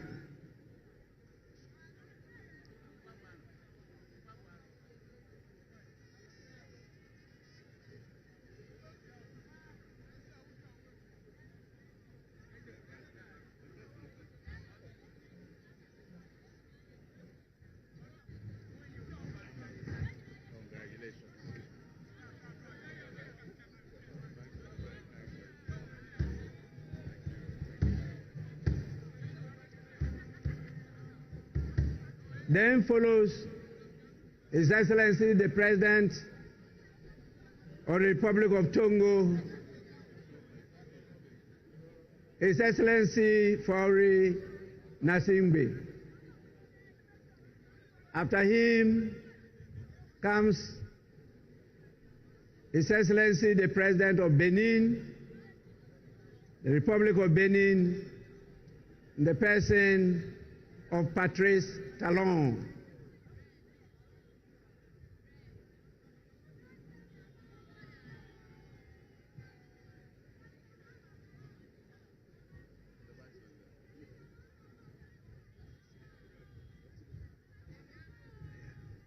Bienvenue.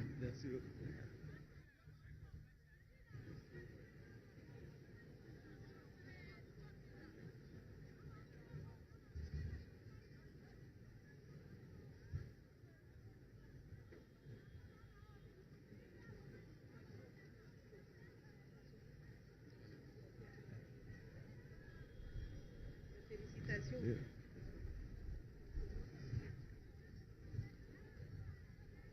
Then follows the President of Gambia, His Excellency Adama Barrow.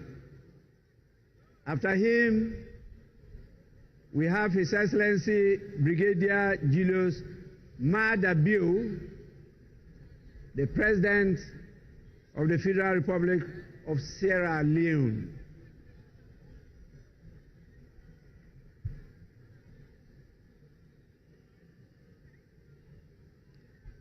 Immediately follows His Excellency Felix Antoine Tshisekedi Chilombo,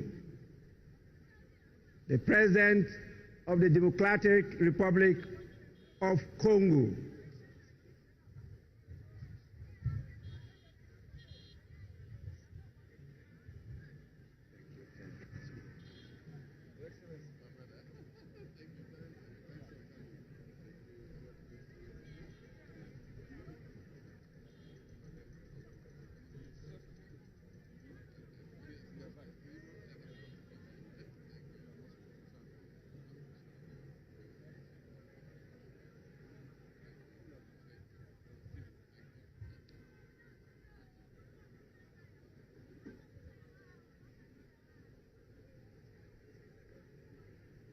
After His Excellency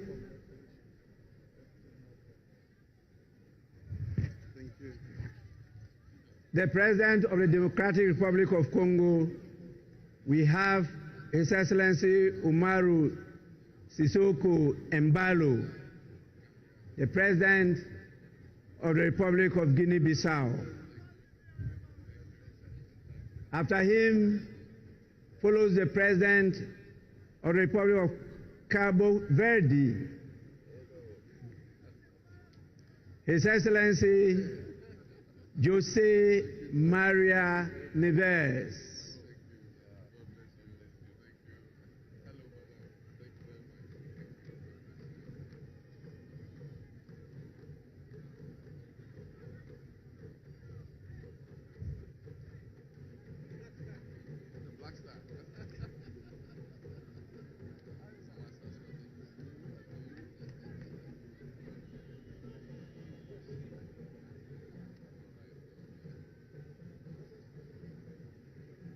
After the President of Cabo Verde, we have His Excellency William Samoei Ruto, the rural boy, who is the President of the Republic of Kenya.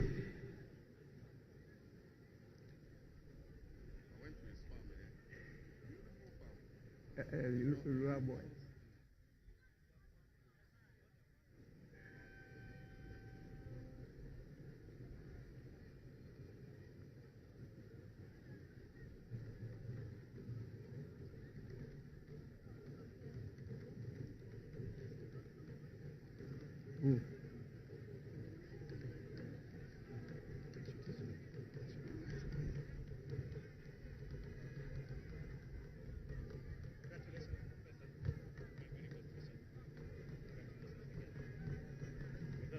The rural boy. Thank you very much. You're welcome.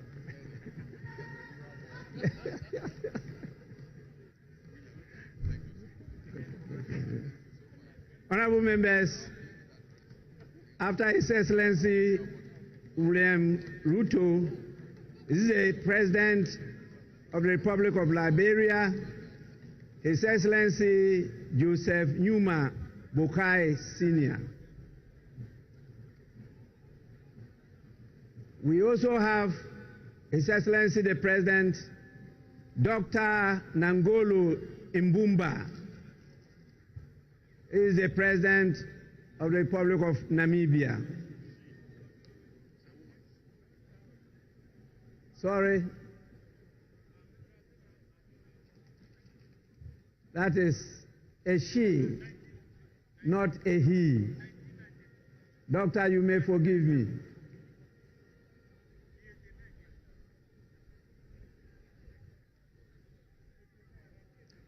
After Her Excellency, the President of Namibia, is His Excellency Bassirou Diomaye Faye, the President of the Republic of Senegal.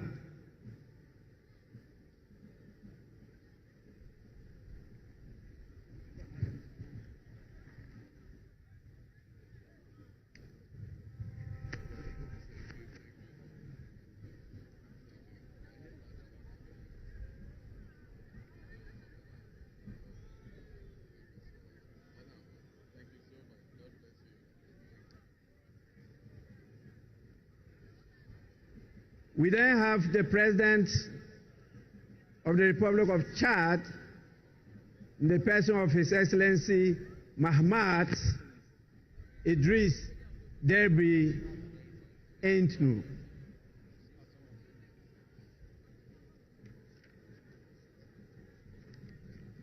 After him, we have the President of the Republic of Botswana,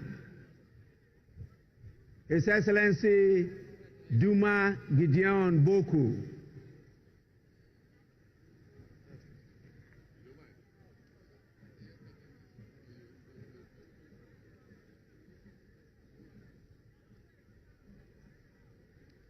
After him comes the head of state of the strong people of Burkina Faso, His Excellency Captain Ibrahim Traoré.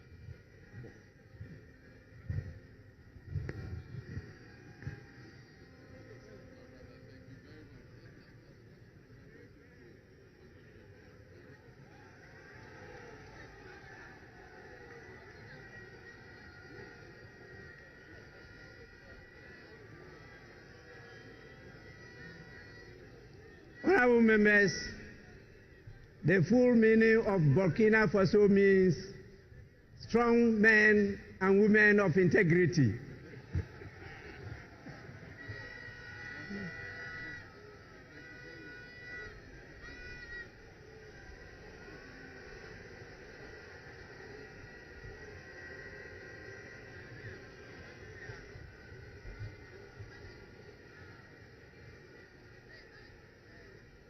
We have His Excellency Brigadier General Brice Clotaire Oligui Nguema,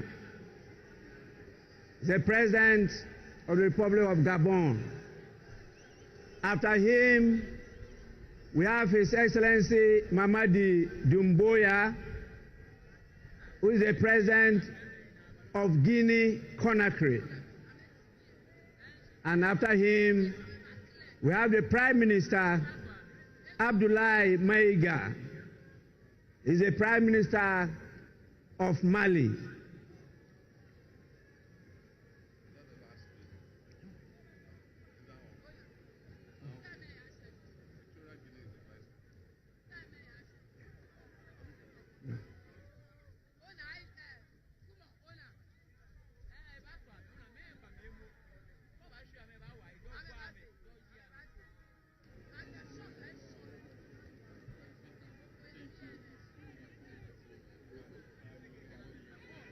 We also have the Prime Minister of Niger in the person of Mr. Lamine Zain Ali Mahman, and the Prime Minister of Haiti, His Excellency Fritz Alphonse Jean.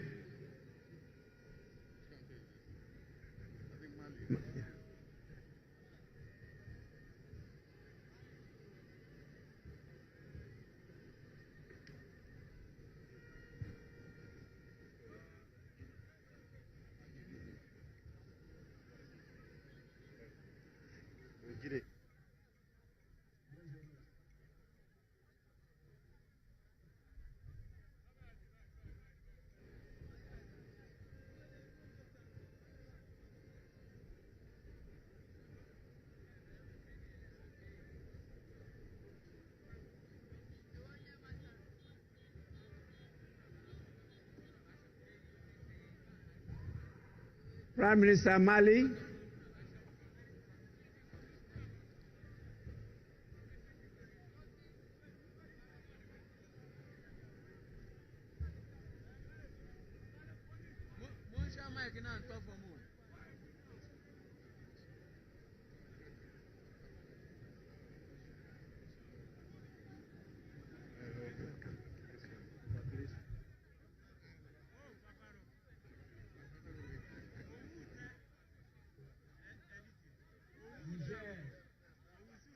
Prime Minister of Niger.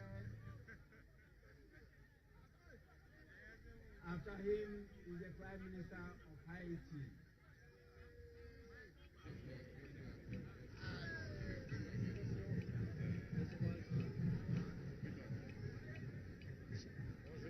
Bonjour, ça va? Bienvenue.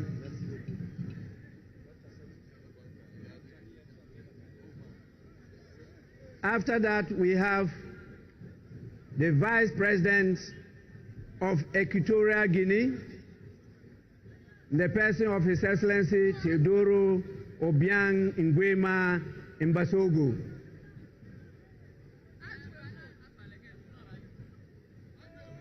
Then follows the Vice President of Uganda,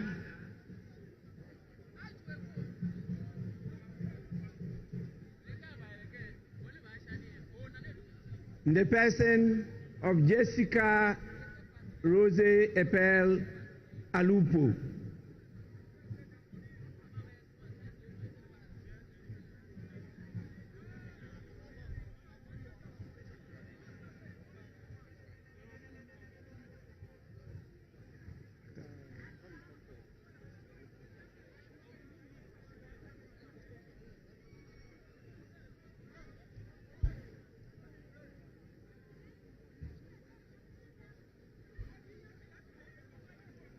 We have the Vice President of the Republic of Tanzania, His Excellency Dr. Philip Isdor Mpango.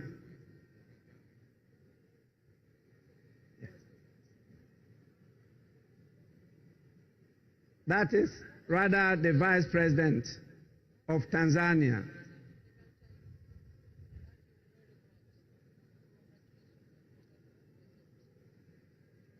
We also have with us the Vice President of La Côte d'Ivoire. Greetings from President Museveni. The person of Chiemoko Meiliet Kony.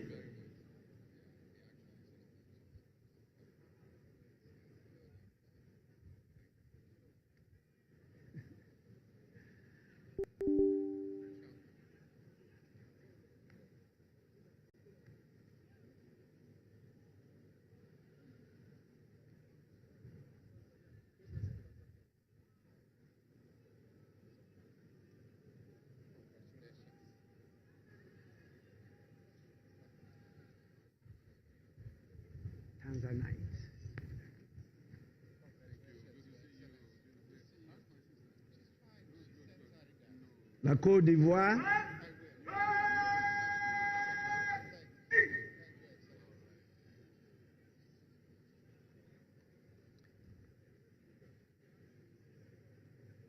after His Excellency the Vice President of la Côte d'Ivoire, we have the Vice President of Mauritania, His Excellency Mohamed Adihali Khatra.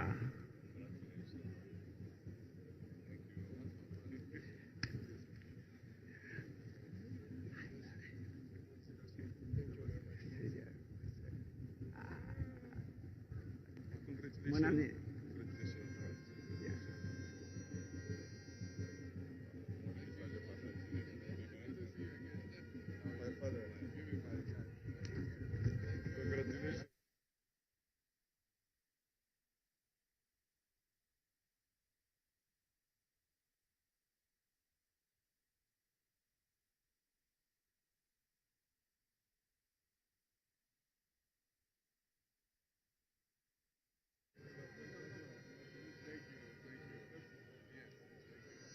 The Vice President of Mauritania,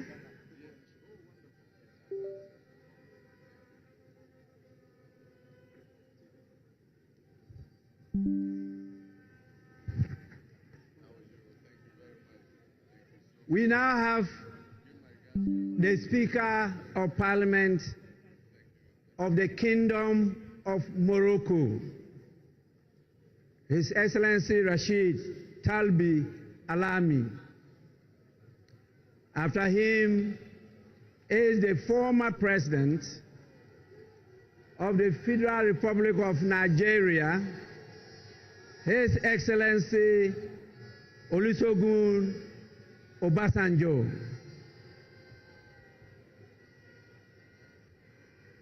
Together with his younger brother, the former President of Nigeria, His Excellency Goodluck Ebele Jonathan.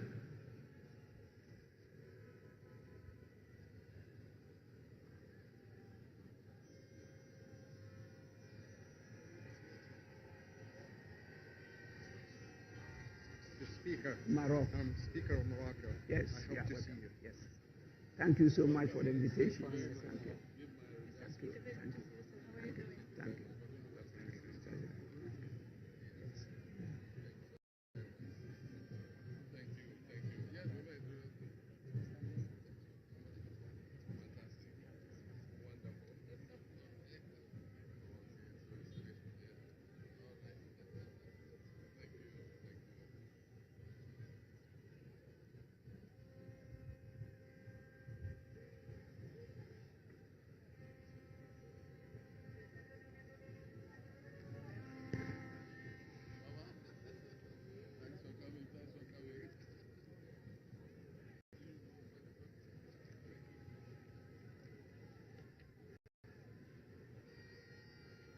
After His Excellency Goodluck Ebele Jonathan,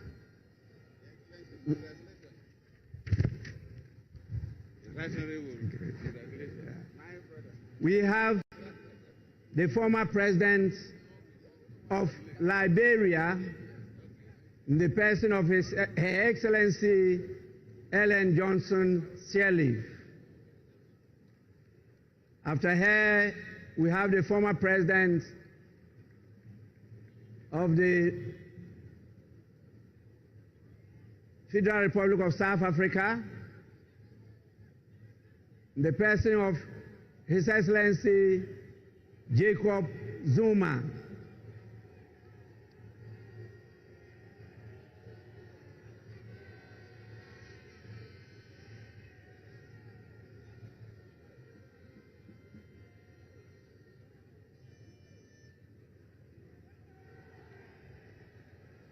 After the former President of South Africa, we have the former President of Germany, His Excellency Christian Wolff.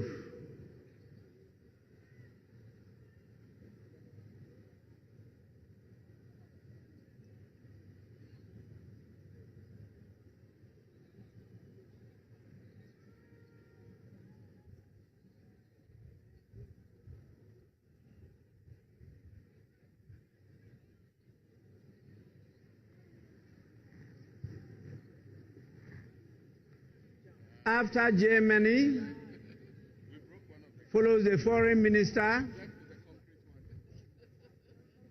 of the European Union, Belgium, European Affairs, Foreign Trade, and the Funeral Culture Institute. His Excellency Bernard Quentin.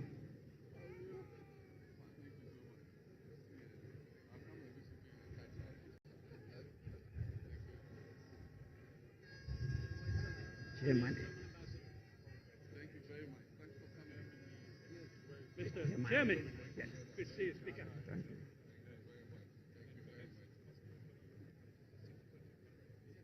After the foreign minister of EU, we have the senior minister, His Excellency Jean-Jacques Broya of Congo, Brazzaville.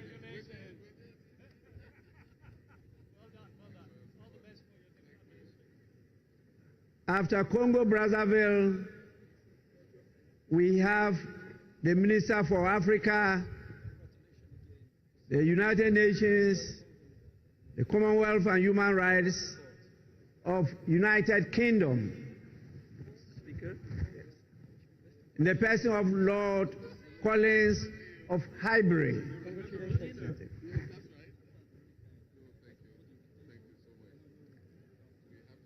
After him comes the Minister for Defense of Zimbabwe,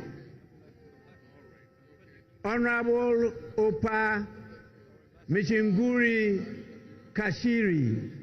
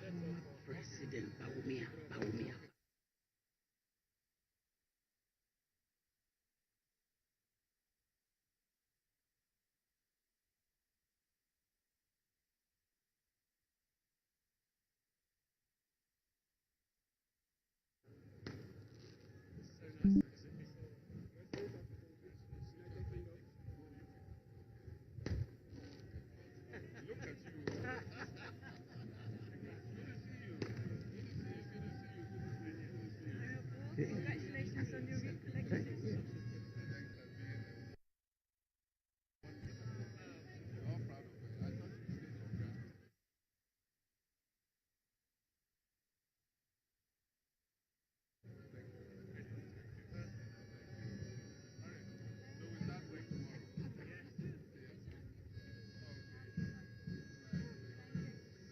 We also have the Minister for Housing, Lands and Maintenance of Barbados, Honorable Dwight, Member of Parliament.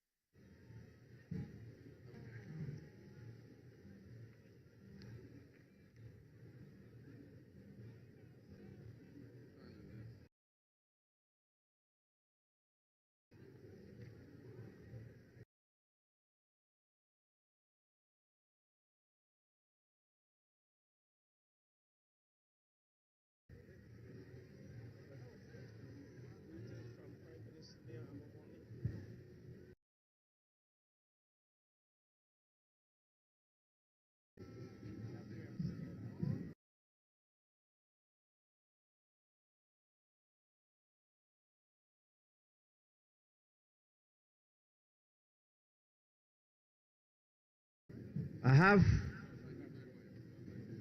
to cut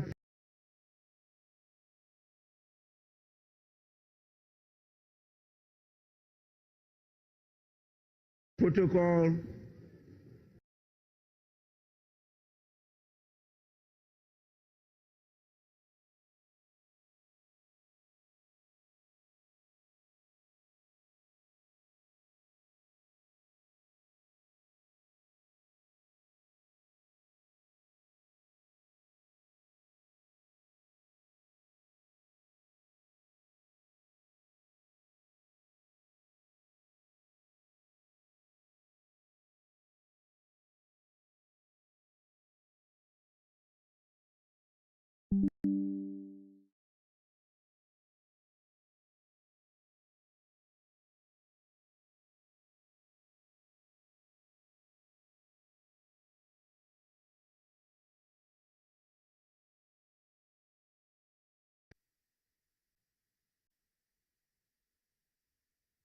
Thank you.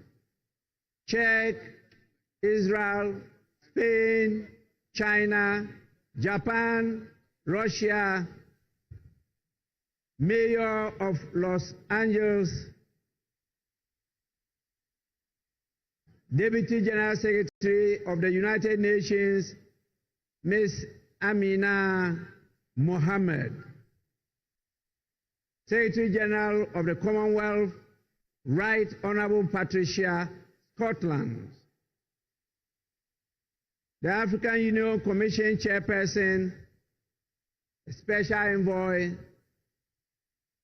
His Excellency Wamikele. And we have the Honorary Consul General for Nigeria and Ghana of Belize, Dr. Ifeanyiku Ifede.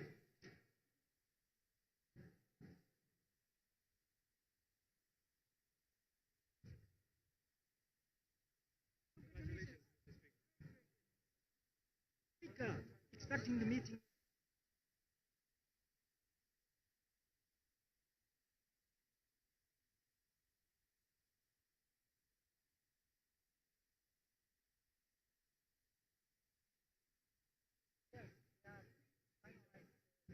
We have the former Prime Minister of Ethiopia, the Secretary General of Climate Vulnerable Forum, Pan-African Parliament, the President himself, His Excellency Chief Fortune Zephania Charbura. We have the African Development Bank. The President of the African Development Bank is here himself. We have the Vice President of the World Bank in charge of Western and Central Africa. Then the ECOWAS Bank for Investment and Development, the President and Chairman of the Board of Directors, our own Dr. George Ajekum Donko. We have the United Bank for Africa,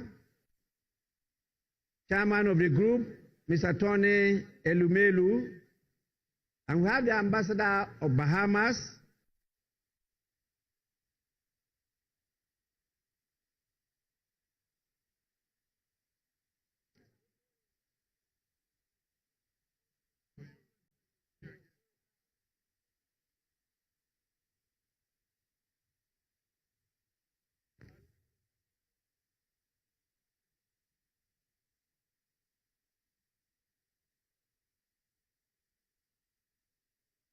yes.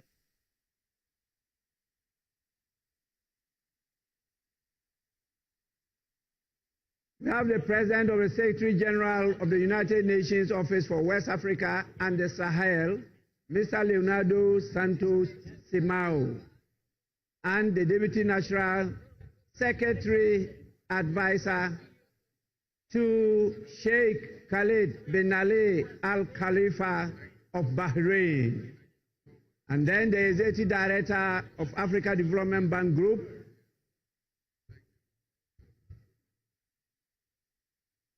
and we have the Vice President for Africa International Bank for Reconstruction and Development, Usman Diagana.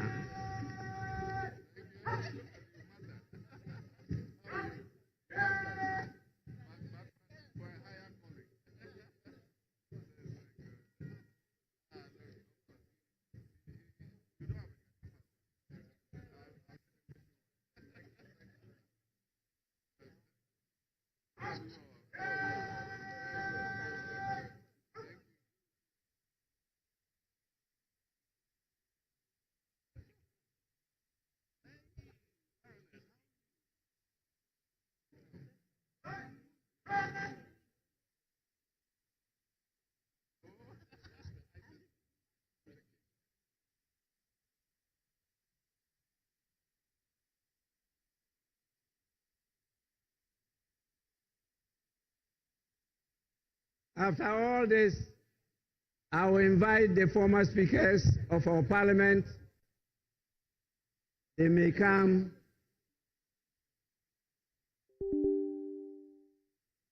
congratulate His Excellency the President.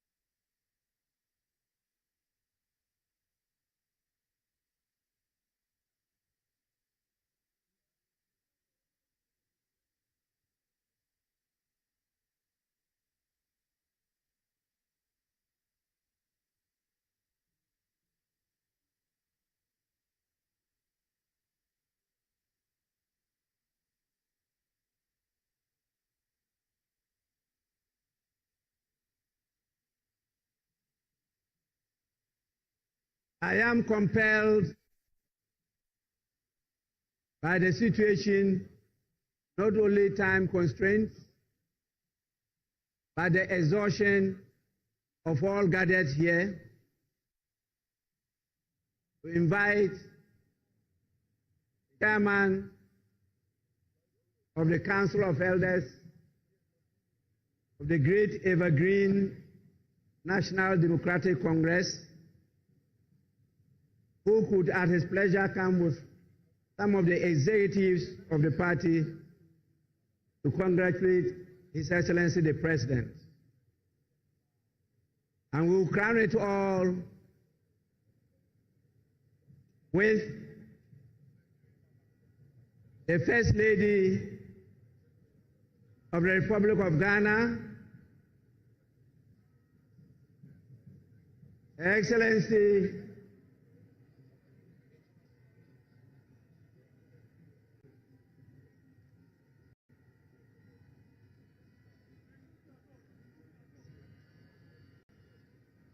Her Excellency Dramani Mahama.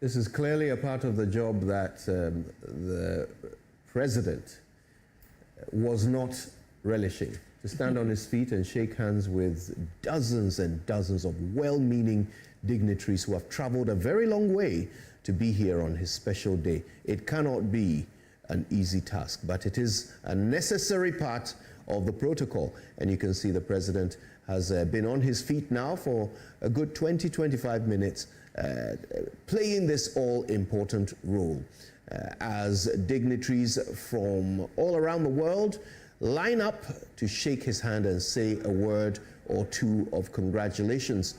We've seen all the visiting presidents come in their turn, and we are now seeing some of the senior members of his political party also stopping by to shake his hand. Sami Jemfi, the one currently in shot, if you are watching this on the Joy And you News can't help channel. but mention Basintele just went by, and yes. also Activate Body Cam. You know. Yes, Activate Body Cam. He saluted though. Yes. Does Basintele have some sort of military background? I think he had a dream of being a military man. Maybe that didn't happen. Dreams can come true. Yeah. We now see Yeah. the First Lady coming to shake hands and hug the president, his family members, trooping through, shaking his hand, his sons, stopping for a moment to hug their father and say, congratulations, you did it, Dad. And you can well imagine the pride in the Mahama household as, they return to the seat of government. Jubilee House will once again be their home. And this is at the end of a very hard-won battle by the president, John Dramani Mahama. I mean, what a campaign he ran to lead him to this point. You remember the croaky voice at the end of that campaign, at the very final rally, when his voice was almost completely gone, yet he somehow mustered the energy to address that teeming crowd at Medina, to give them one last reason to go into the ballot box and put their thumbprint next to his name and photograph. It paid off. Today, he shakes hands with the world as he resumes his seat as President of the Republic of Ghana. John Dramani Mahama, once again, back in the big seat.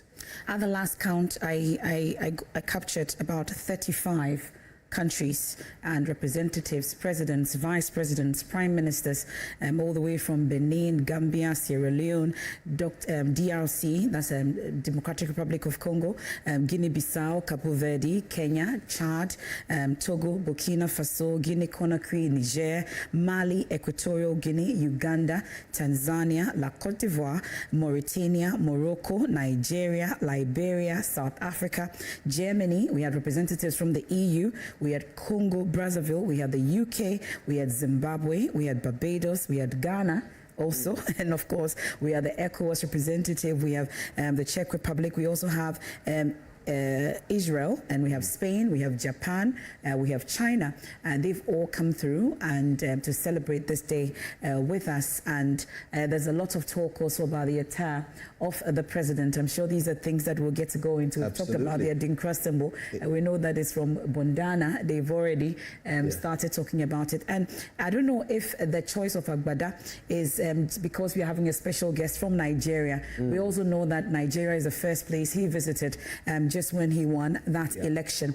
And the way he's wearing that hat also, we know that when you fold it, that hat, when it's folded towards the right side of his head, the Dagbon people call it the Nala, and it means the wearer is a person of strength. He could be a rich man or an influential person in society. And we know that the Agbada also that he's wearing is borrowed from the Sahel in general, and specifically Yoruba people of Nigeria. And that choice, we know, it signifies his and Ghana's appeal and relevance within the sub-region. And the dominant color, which is white, we know is obviously for victory and good omen, and of course giving it the kente symbol also, with the kente in there. Some have said, it's already generated a lot of talk on social media about the choice choice of Attah, but of course, it does look like that Nigerian bit in there and all that. With the Kente highlights. That was especially made Kente for this occasion. Yes. By the way, I feel like I have OCD, and so I have to complete a task I started earlier. Yes. We were talking about the Adinkra symbols, the 4 Adinkra symbols on the breastplate of Bada. And the final one was the Jinimin. We didn't get to that. Yes. The Jinimin, which is actually the ram's horns, okay, the horns of a ram. Yeah. And that signifies strength and humility. Yes. Okay, the ram being an animal of great strength, but also of great humility. And I must add, this particular symbol is also part of the University of Ghana symbol. That's correct. The president went to the University of Ghana. He was a Vandal. So I've just been finding, I've been finding out the choice of these Adinkra symbols from the designers and what actually went into the decision to pick this particular 4. There are a number of Adinkra symbols, but the choice of these 4 particular symbols, the Nyamidria we've talked about, the Sankofa, the Jinyame, and the Dwimining, which is the ram's horn. And so it does look like the strength, humility, and then with his background, educational background at the University of Ghana in there, and the Nyamidria, which I've already explained, the Sankofa, which means that we are bringing back a former president, sort of, and then also they say Sankofa Yinchi, and then also the Jinyame, you've already explained.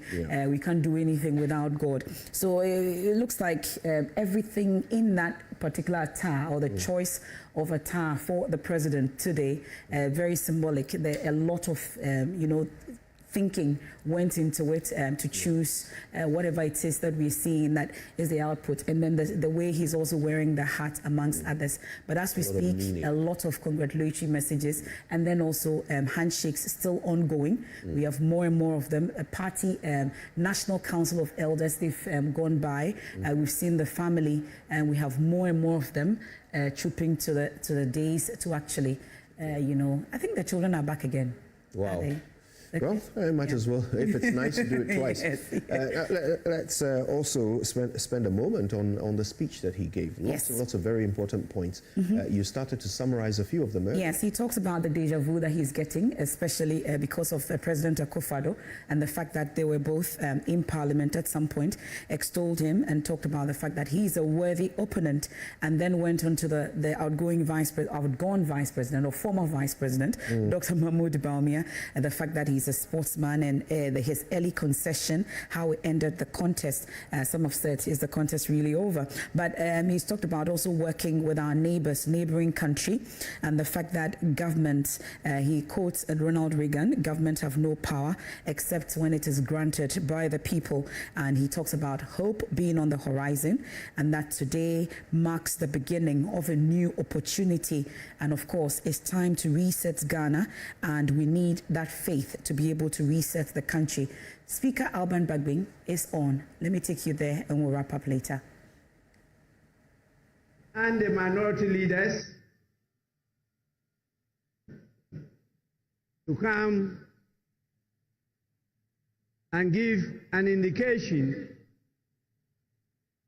as to where we proceed to from here.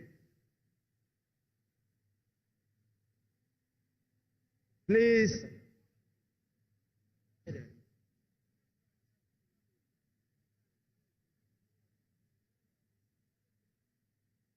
the majority and the minority leaders.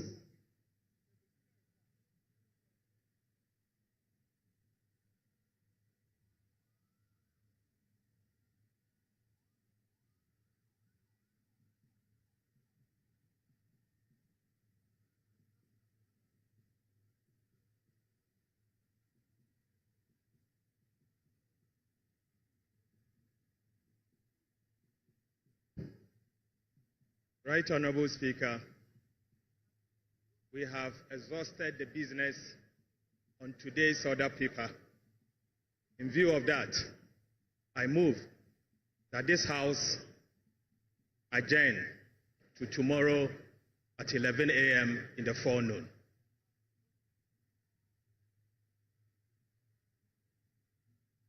Mr. Speaker,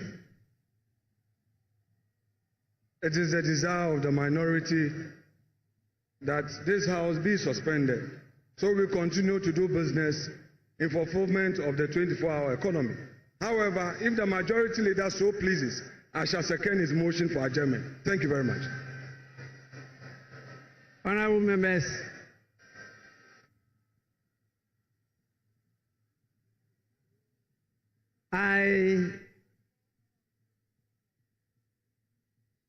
in view of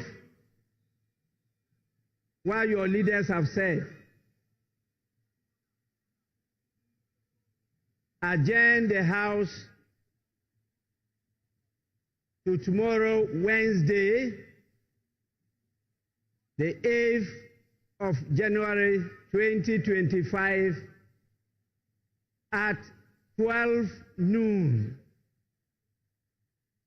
The sitting is accordingly adjourned.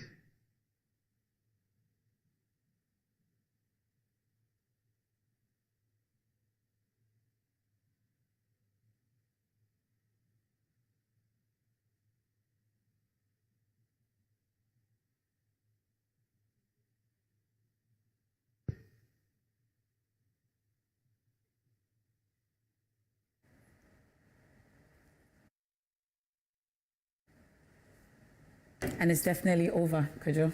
And sitting adjourned to tomorrow. Inauguration of President of the Republic of Ghana, John Dramani Mahama, officially over. Ghana has a new president in the person of the man from Damango, one time an MP for Boli Bamboy, Minister of Communication, then was also a deputy minister, was a vice president, was an ECOWAS chair, was a president at one point, vice president, like I said, and today he's an author as well. And today he's the president of the Republic of Ghana once again, John Dramani Mahama, Ghana's president. Yeah, he now has 4 years ahead of him with absolutely nothing to lose because he has no desire or even hope of re-election.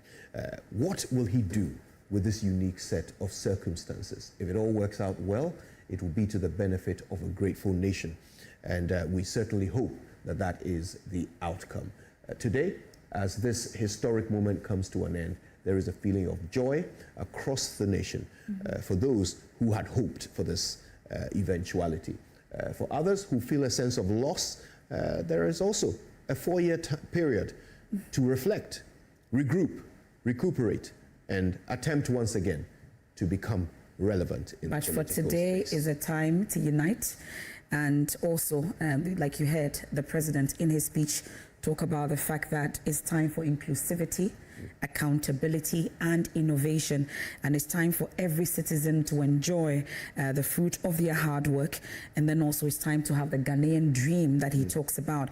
But as for corruption, he says that it's time for it to be tackled, and that they have a commitment to tackling it. He describes it as a covenant, actually, that would be taking place, and that there were 26 actions that will be taking in the next 120 days, and this starts from today. We start tracking from today, and then he talks about how he accepts the mantle with honor, and that you create a society where every Ghanaian can dream. As the procession, because this is parliamentary sitting, like we said, so we'll have the speaker, the president, the vice president, the chief justice, all of them, engage in that procession. And you must acknowledge that we've seen the IGP, and he is the man that has been just close to the days where the speaker, the president, and the vice president and the chief justice were. He's been on his feet for quite some time. Yes. He's been in the shots.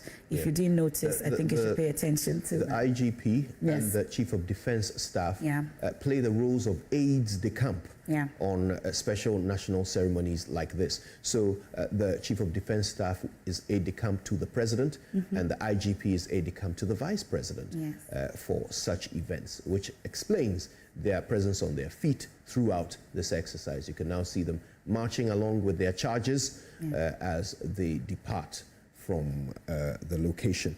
And this parliamentary session has come to a successful end. And you had the minority and the majority leaders at least move the motions for the adjournment of this particular sitting till tomorrow. And I'm sure that we've been capturing the moments as well, photographs taking also as they process out of the place. And we've been hearing from Tinubu on this, and he talks about the fact that the Black Star is rising and rising and rising, like he puts it, and that he's here to work with the president. It does appear that he didn't hide it at all about the friendship that is between himself and the president of the Republic of Ghana, and that Nigeria is offering its full support to Ghana in times like this. However, he talks about tackling the issues about poverty, youth employment, and insurgency that is on the rise in the sub-region, and we must have a commitment to actually tackling these concerns that Tinubu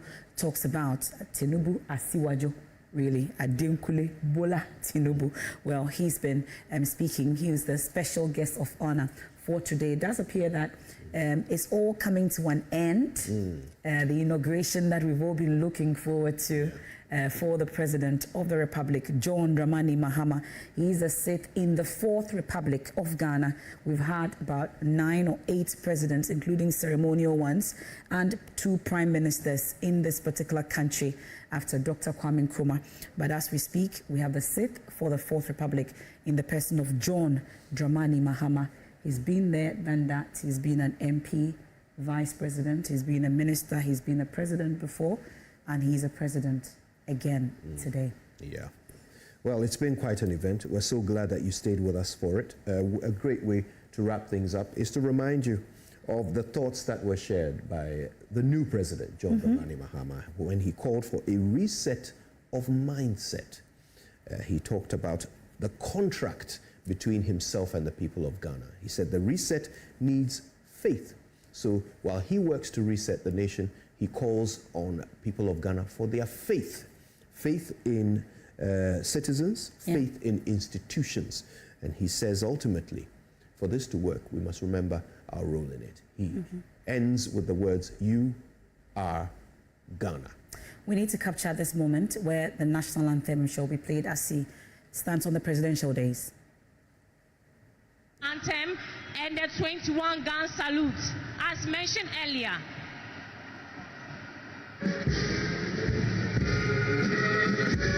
All uniform personnel are to salute.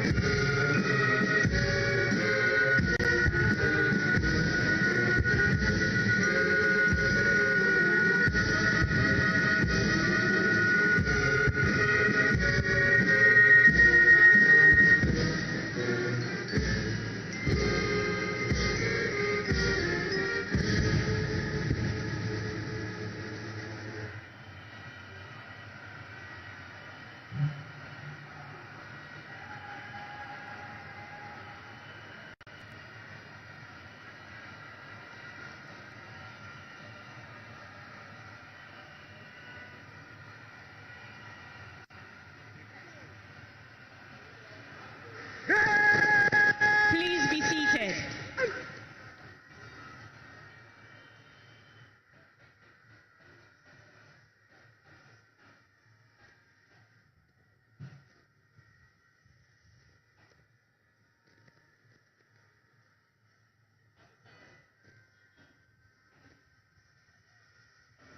The parade commander is marching to ask permission for the inspection of the parade. Presidential inauguration ceremony, guard honor conduct. Guard mounted by the Ghana Navy.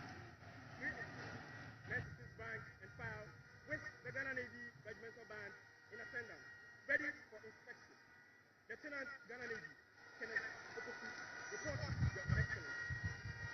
Aye, Your Excellency.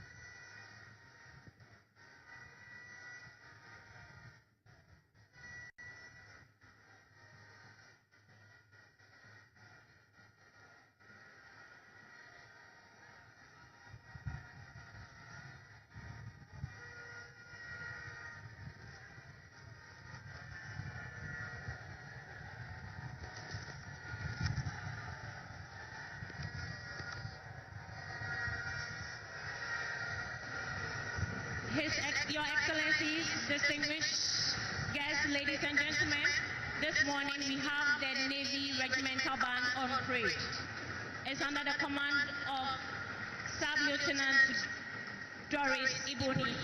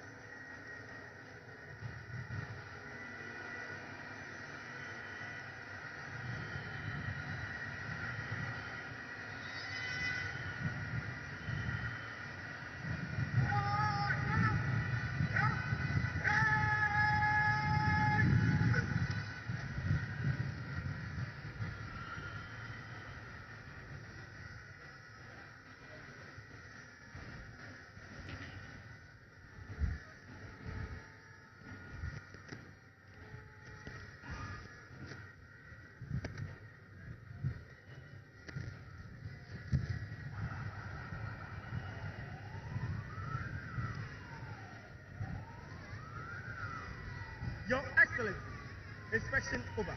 May I have your permission to march off the guard? Aye, Your Excellency.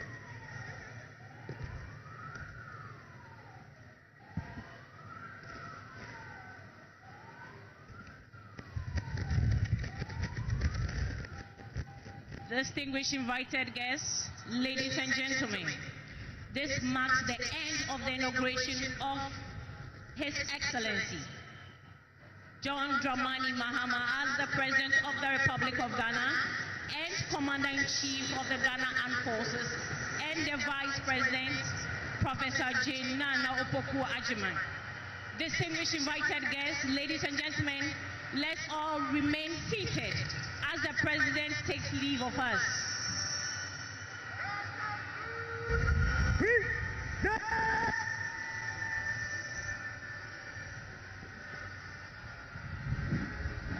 Shall we please be upstanding for the national anthem? All uniformed personnel are entreated to salute.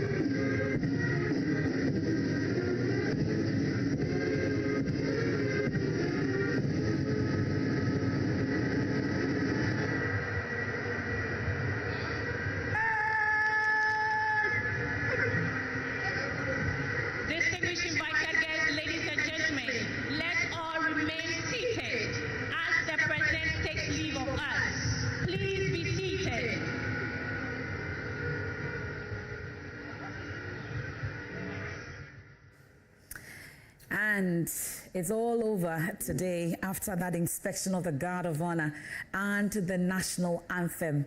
It brings to a close the inauguration, the swearing in of President of the Republic of Ghana, John Dramani Mahama.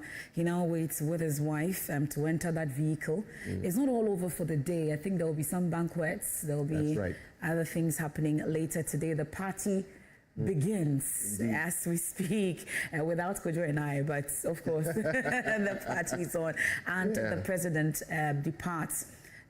Well, the IGP and the Chief of Defense Staff, like you say, who are ADCs to him for national events like this today, and the salute is on. The vehicle has been closed, and his aide has just entered.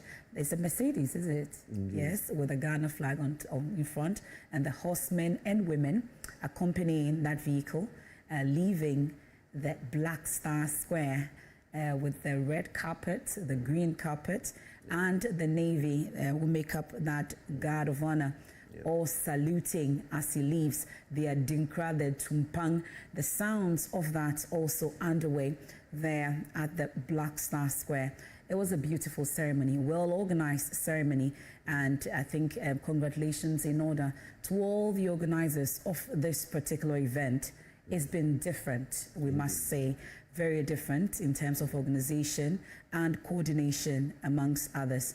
And the President of the Republic and his vice departs the square. In fact, it's been a memorable day. The ceremony, the styles, the salutes, the symbols, all of these things have come together to make a colorful, picturesque, and absolutely officious event, demonstrating the beginning of a new era. Today, Nana Addo Dankwa Akufo-Addo goes home, once again a regular citizen, with the responsibilities of state taken off his shoulder, placed onto the experienced shoulders of the next President of the Republic of Ghana. John Dramani Mahama has taken over the baton, and as a nation, we have no choice but to cheer him on, because his success means our success. Of course, you can rely on us in the media, the Fourth Estate, to play our role and continue to keep our eyes open and watch for you as we continue to play our role as the watchdogs of society and ensure that the promises made to you are fulfilled. We'll continue this for the next 4 years, diligently and faithfully, as we have done up until now. But we are so grateful to you for staying with us for this important day. And as the curtains are drawn on this event, we say once again a thank you for your company. And as the procession makes its way away from the Black Star Square, making its way around the Independence roundabout, the President's vehicle, still under the guard of the horsemen and women, who are keeping very close tabs on the vehicle as it rejoins the procession. You can see from the aerial shots here, the very well-trained horsemen and women are making their way away from the procession so that the vehicle can rejoin the dispatch team that will then take it to its destination. You can see the serene images of the drone as it shows you how things are coming to a conclusion at the Black Star Square. All the dignitaries now patiently waiting for their vehicles to pick them up in turn. The protocol team working overtime to ensure that this thing happens like clockwork, in order, so that these visiting dignitaries are not made to sit around and wait in the sun longer than they have to. It's a very well-oiled machine that we're seeing at work at the Black Star Square today. And it was almost like an AU conference today, or is it? Yes, or a UN conference, I should say, because we had representatives from almost every country, at least in Africa. We are still trying to figure out which country in Africa was not represented today at the Black Star Square.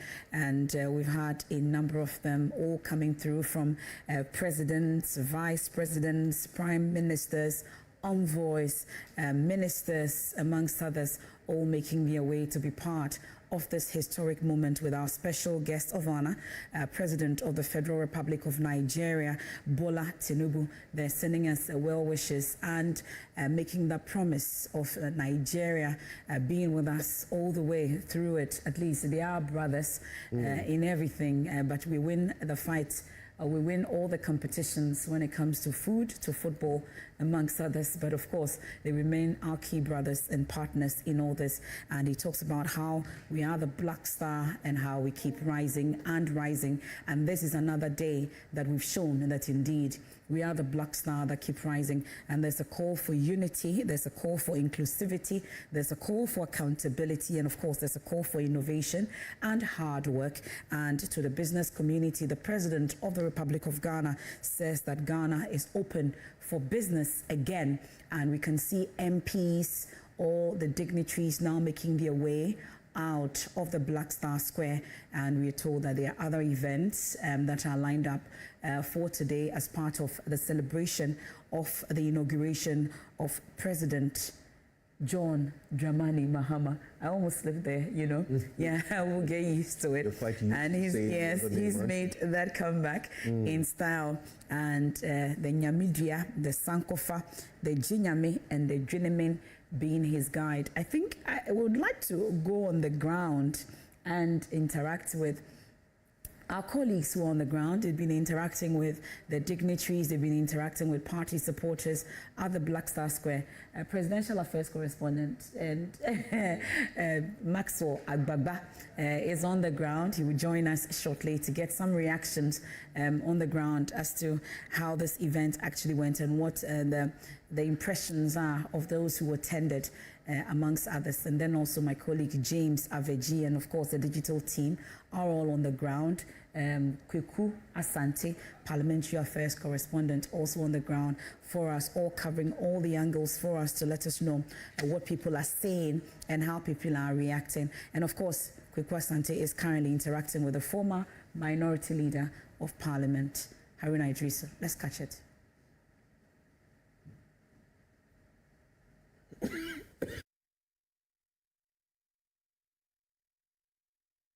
Correspondent will be bringing us that interview shortly, and we've been bringing you all the angles, the coverage of this inauguration and swearing in of President John Dramani Mahama, and we've had all the dignitaries pay their homage to him after that swearing in. And you've been talking about the children. Well, we'll talk about it. Let's get to the grounds now for that reaction. Constitutional, administrative and legal reforms in order to strengthen Ghana's institution, and he's given fidelity to his promise to run a 24-hour economy. I should think that he should grant some strategic incentives to some major industrialists into the manufacturing sector who can employ 1,000 to 2,000 people, whether in Ashanti or Bono or Northern Region or Upper West.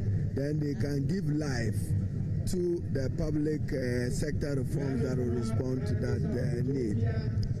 I'm encouraged by his own word that he does not take the votes of Ghanaians for granted, and he says that he shared this platform before and he would want to be remembered for doing something different.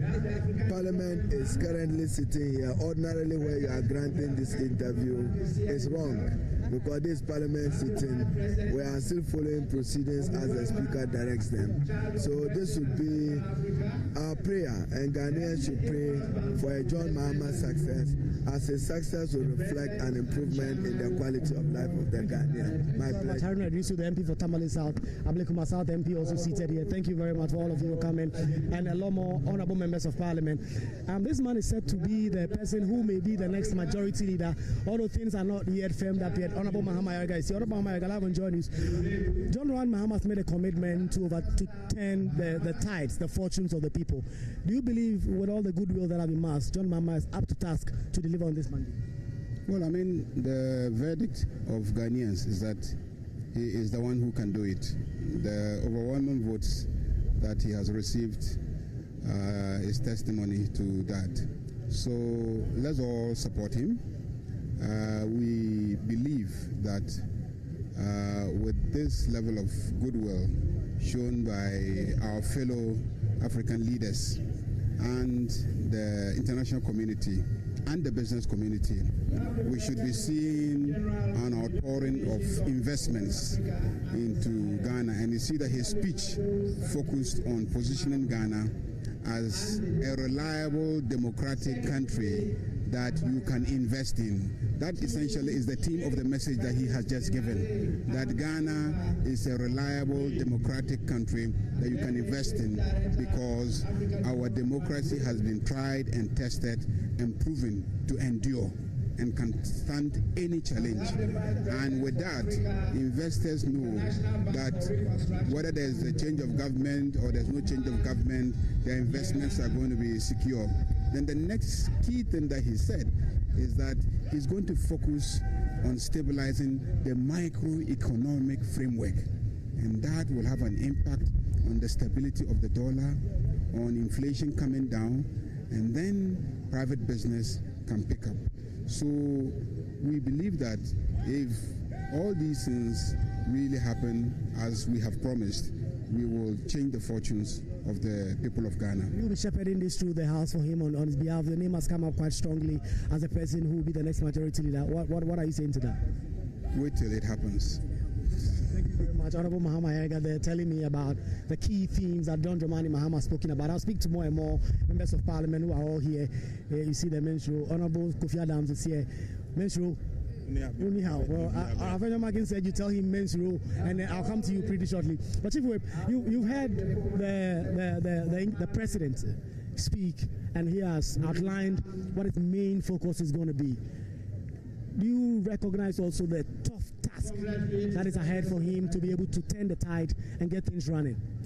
Well, I mean, the president has promised to be frontally frank with Ghanaians. And he has already started demonstrating that. I'm sitting here with my colleague, Honorable Jinapo, who is our lead person on energy. You and I know that he kept warning that what we are doing is piling up a lot of challenges there. So maybe when you finish talking to me, you can talk to him. I believe the challenges of our country are not hidden to anybody. The economy is in a very bad shape. We have energy problem, which we are just managing. Unemployment, infrastructure is very dilapidated. But what we promise is to do whatever we can, whatever is possible, to make sure that we address the needs of the people, especially to create jobs and to create hope for young people.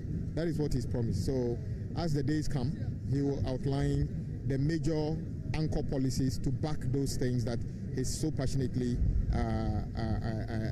talking about. Yes. And John Jinapo, recently you have been quoted in the media saying that the energy sector is going to be the biggest challenge for John Dramani Mahama. John Mahama himself has spoken and talked about $3.5 billion in debt. That is an uphill task. Some would say that perhaps the country is going to go into doom so right upon the entry of John Dramani Mahama. What are the assurances that you are going to deal with the energy sector situation? Well, then I have bad news for you. Just today, the confirmation we are getting is that we have only 5 hours of fuel stock. If you look at heavy fuel oil and distillate fuel, we don't have up to 2 days. And so in 2 days' time, we are likely to run out of fuel. This administration has not ordered any fuel as we speak. And it takes on average 4 weeks for the fuel to arrive and 4 weeks for the fuel to be treated. And so we are in a very serious situation. At the transition, we brought this up. The outgoing administration assured us that they had procured some parcels of fuel. Today, right after President Mahama assumed office, and I served on the transition, my checks indicate that we do not have fuel that can cater for even 2 days. So clearly we have a major problem. And this is an incoming administration. Even if you order the fuel, like I'm telling you, it will take about 8 weeks. So we are in for real trouble. Thank you very much, John. Let me talk to the deputy whips, Menshro, and then I'll come to Honorable Doyo Kujo. Menshro, your both have spoken. Let me talk to Honorable Doyo Kujo. I mean, gender is very particular for you, and you've spoken about it. Manager Opokwajman has taken the mantle of leadership. What do you think it signifies for women leadership in Ghana? In fact, today is the most happiest day in my life. In fact, John Dramani Mahama has made me proud.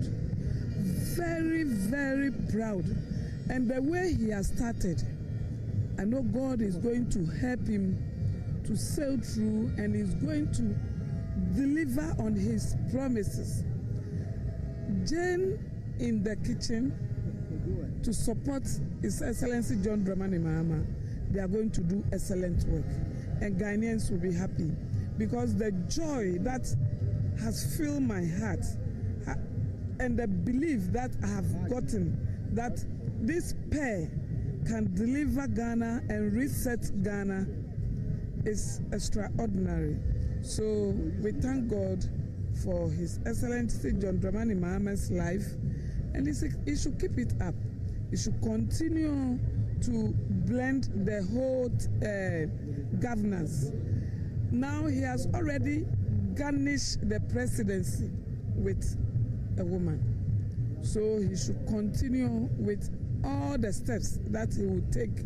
And I know the women will make difference because wherever there is a man and a woman and there is a work going on, check how many times the man will go and come. But if the woman sits and is working till the woman finishes, he will stop moving. So I know the women will do the difference and we will see a different Ghana this time. Thank you very much, Honorable Doyo Kujo, who is very particular about that. And then now I have the two deputy speakers. When it comes to Parliament and the lawmaking process, these two are almost always involved. There is Bernard Ahiafo, always moving the motions, and there's always Honorable Andrew Amakwesiama, who is usually presiding over the House when the lawmaking process is ongoing. And the two of them are going to help Alban Bagwin steer the 9th Parliament. Let me start with Honorable Andrew Amakwesiama. Congratulations on your election as second deputy speaker. Thank you so much, my brother. So you've heard the president-elect. Obviously, you are in the minority. And your side have said you will hold the government's feet to the fire, but certainly you are not going to be obstructionists as some have suggested. Not at all. One of the main functions of Parliament everywhere in the world is to play the role of oversight. So if the minority is playing that role, it's the good of the country. So I don't think anything that we are doing for the good of the country, I think we have to do.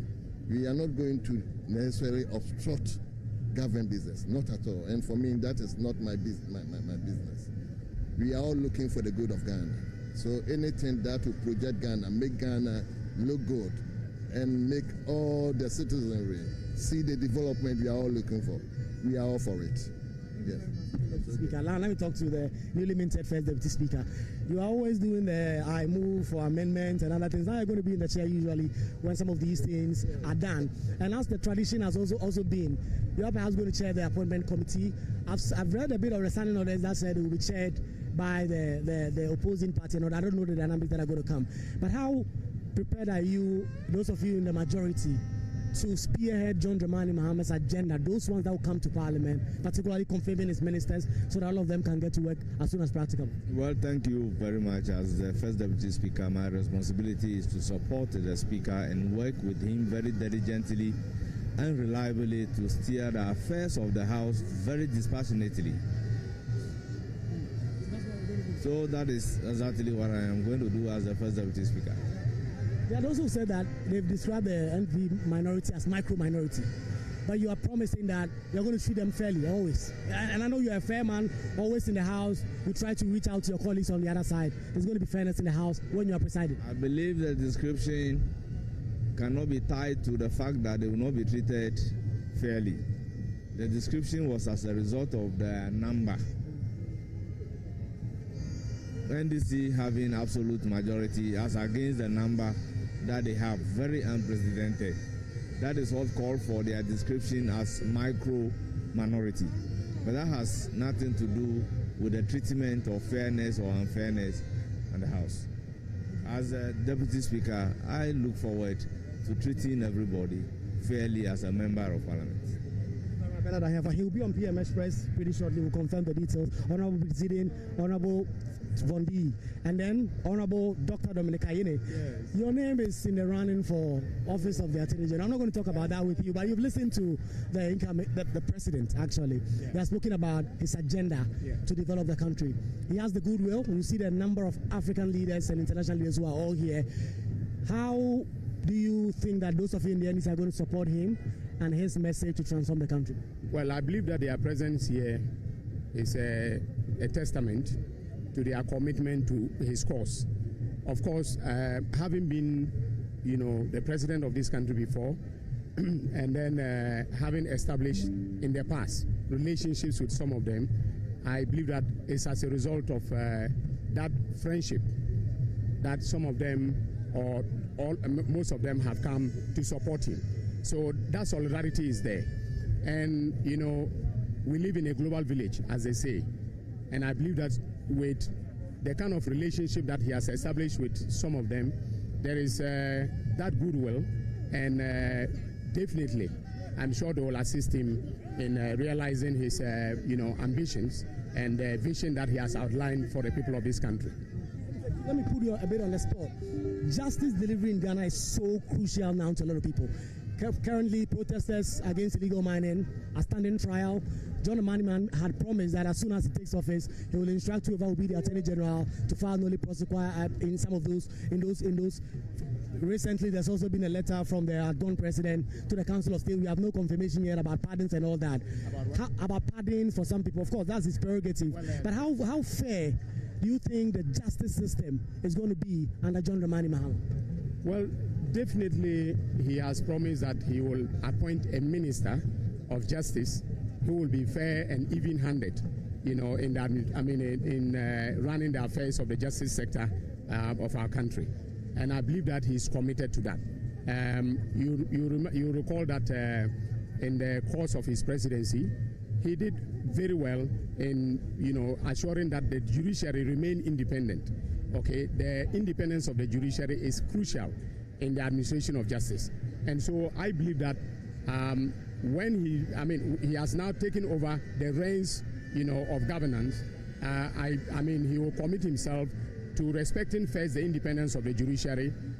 Secondly, making sure that the judiciary is well resourced in order to deliver justice, all right? And then also ensuring that he's not packing the courts with partisan hacks, who will deliver justice on the basis of partisanship, but on the basis of the fairness and merits of the cases that come before them.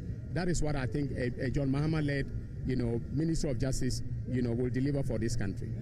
Dr. Dominic Ayine, and talking about justice delivery, this is the man John Dramani Mahama has picked to lead his oral team. You heard your colleague, the minority leader, tear into that. describing it as unconstitutional, needless, and that those of you on the committee are just filled with a drive on personal vendetta. You haven't responded to that yet. What do you make of that from the minority leader? Well, first of all, let me say that the historic nature of today's occasion should not be lost on us. It's a surreal feeling. It's really a very, very proud moment to be a Ghanaian. We have today made history.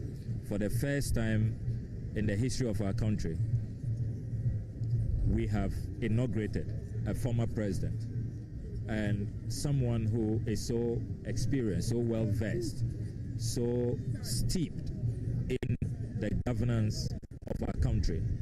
So you can expect that there will be no experiment, there will be no, if you like, try and error. This is a president who you can have confidence that from day one he will hit the ground running. Then we have also, for those of us who have young daughters, made history today. We have the first Vice President of the Republic of Ghana inaugurated today. And I am so proud that she... And that was enough Tongue MP, Samuel Okujetua Blackwater, the man who's leading the oral team. They're interacting with Kweku Asante, and the internet is just giving up on us. But of course, Kweku is getting reactions from the Black Star Square. Is a parliamentary sitting, I must say, it's been adjourned till tomorrow after the swearing in or the inauguration of President of the Republic of Ghana, John Dramani Mahama. We'll get more reactions. I know that's what you want. We'll definitely bring that to you and bring you more reactions from the ground as they make their way out of the Black Star Square for the other events to actually herald the inauguration of the President of the Republic of Ghana. And I've been talking about the fact that there have already been some appointments that have been made already. They have a 120-day social contract, and they've told us that right after this particular inauguration, they are hitting the ground running. A lot is going to happen in terms of the first 120 days. They say there will be no honeymoon for the incoming president, or the President of the Republic of Ghana, who is now being sworn in today. I'll go through the social contract that the NDC has put out, or the government says they are going to be implementing, and already there have been some appointments that have been made already. We know the Chief of Staff, Julius Debra. We also know the man that will be in charge of the 24-hour economy, Guzi Tano, and there's Marietta Brew, who is supposed to be the legal advisor to the President of the Republic of Ghana. We know the Executive Secretary of the President, Dr. Callistus Mahama. Then I've talked about the Chief of Staff, Julius Debra, Callistus Mahama, Executive Secretary to the President. The acting spokesperson to the President is Felix Kwachiofosu, and I'm sure that in the next few minutes we'll be able to interact with him, also to find out, now that inauguration is over, do we wait a day or two to hit the ground running with this 120-day social contract? And the very first social contract that the NDC said they were going to execute is the 14 days to complete the list of cabinet ministers and send it for parliamentary approval. That's the 120-day social contract that they have. Within the next 14 days, we are told we should have a complete list of cabinet ministers for parliamentary approval. Parliament is in place. The 9th Parliament, we know the leadership for the majority side says as they have it as the minority, even though you heard Kweku interact with Mahama Yariga, that has been named as the potential majority leader. And that is because of the speculations already rife that the finance minister will be Kasil Atuforsen, Dr. Kasil Atuforsen, who is now the majority leader. Substantively, we are told that the entire minority leader that we had it in the 8th Parliament remains as the majority leadership, and governs Kwame Abuja there interacted a while ago with Kweku Asante on this. So when are we going to get the complete list? We are told it should happen in the next 14 days. And then we are supposed to have, in the next 120 days also, the National Economic Dialogue. We expected to have a National Economic Dialogue according to the 120-day social contract that was put out. And then a code of conduct and standards for all government officials is part of the 120-day social contract that they've put out. And then in 90 days, which was a key government or the key campaign promise for the NDC. They are to scrap the e-levy, they are to scrap the COVID levy, they are to scrap the 10% betting tax, and then the emissions levy. And you saw a lot of twerking on your screen, and I could hear the A in the background from the production team. And I think it's a good time to take you back there and to interact with the people on the ground. It's all about the people, and we want to hear more from the people. It looks like action is far from over at the Black Star Square. All the party is happening there at the Black Star Square as we speak. And Parliamentary Affairs correspondent is there. A lot of drumming and dancing. Let me take you there live and get all the action on the ground so we do not miss it.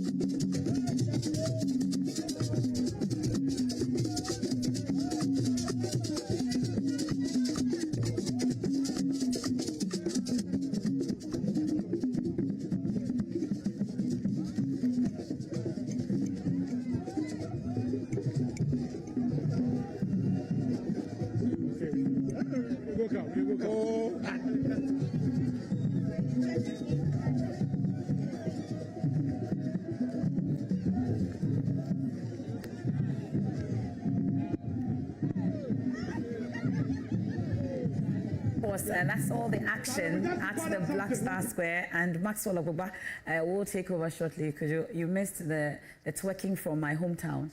And it's actually underway at the Black Star Square, and Maxwell will be interacting with some of the party supporters who gathered to witness this particular inauguration of President John Dramani Mahama at the Black Star Square. And of course, Professor Nana Jane Opoku-Agyeman, Vice President of the Republic. We've been going through the 120-day social contract, and we've been talking about the fact that in the next 14 days, we will have a full complement of the list of cabinet ministers for parliamentary approval. And these are things that we'll get to go through shortly. But if you were under a rock all morning or all afternoon, Ghana has a new president, President John Dramani Mahama, the sixth one in the Fourth Republic, but the ninth one for the entire country. And that's President John Dramani Mahama. He made a comeback, just in case you did not know. He won the 2024 elections, and so he comes back for the second time as President of the Republic of Ghana. The very first time, nobody has been able to do that. Indeed, indeed. And of course, you have to recognize the significance of this ceremony. Yeah. The first time ever we have a female vice president, a person who has broken several glass ceilings on her way to the top. First ever Vice Chancellor of a university here in Ghana. And after she walked through that particular door, she held it open for many others. Yes. We've seen several other female vice I see myself, I see the opportunity in that, the fact that hard work definitely pays, and to see a woman at the top there gives me hope, inspires a lot of hope in me. Absolutely. That indeed, with this hard work, whatever it is that you're doing today as young girls, as young women, I don't need to know anybody to get to that top. With hard work and determination, I'm inspired by the achievement. I'm seeing the hashtag historic, going on. Instead of historic, we've now made it historic. Absolutely. It's no longer HIS, it's now HER, historic. With good reason. And you can see how important such an example is. The ability to tell your children that a woman, just by doing the work and doing it well, was able to rise to the very top. It's just a message that is so important that we are able to tell our daughters. And no doubt, she didn't go chasing any of these positions. In each instance, she was chosen. They looked through the field of possible options, and each time there was no better one than her. And now here she is as the Vice President of the Republic of Ghana. She's certainly going to be going home a happy woman indeed, ready to... I wonder if she'll be able to sleep today. Would you? No, I wouldn't be able to. None of the people who are up on that days today will be able to get a good night's sleep for the excitement that this day is affording them. But I must say, it was such a show of force and solidarity from countries across the globe who all sent representatives, many of them sending their presidents, to come and celebrate this important day with the new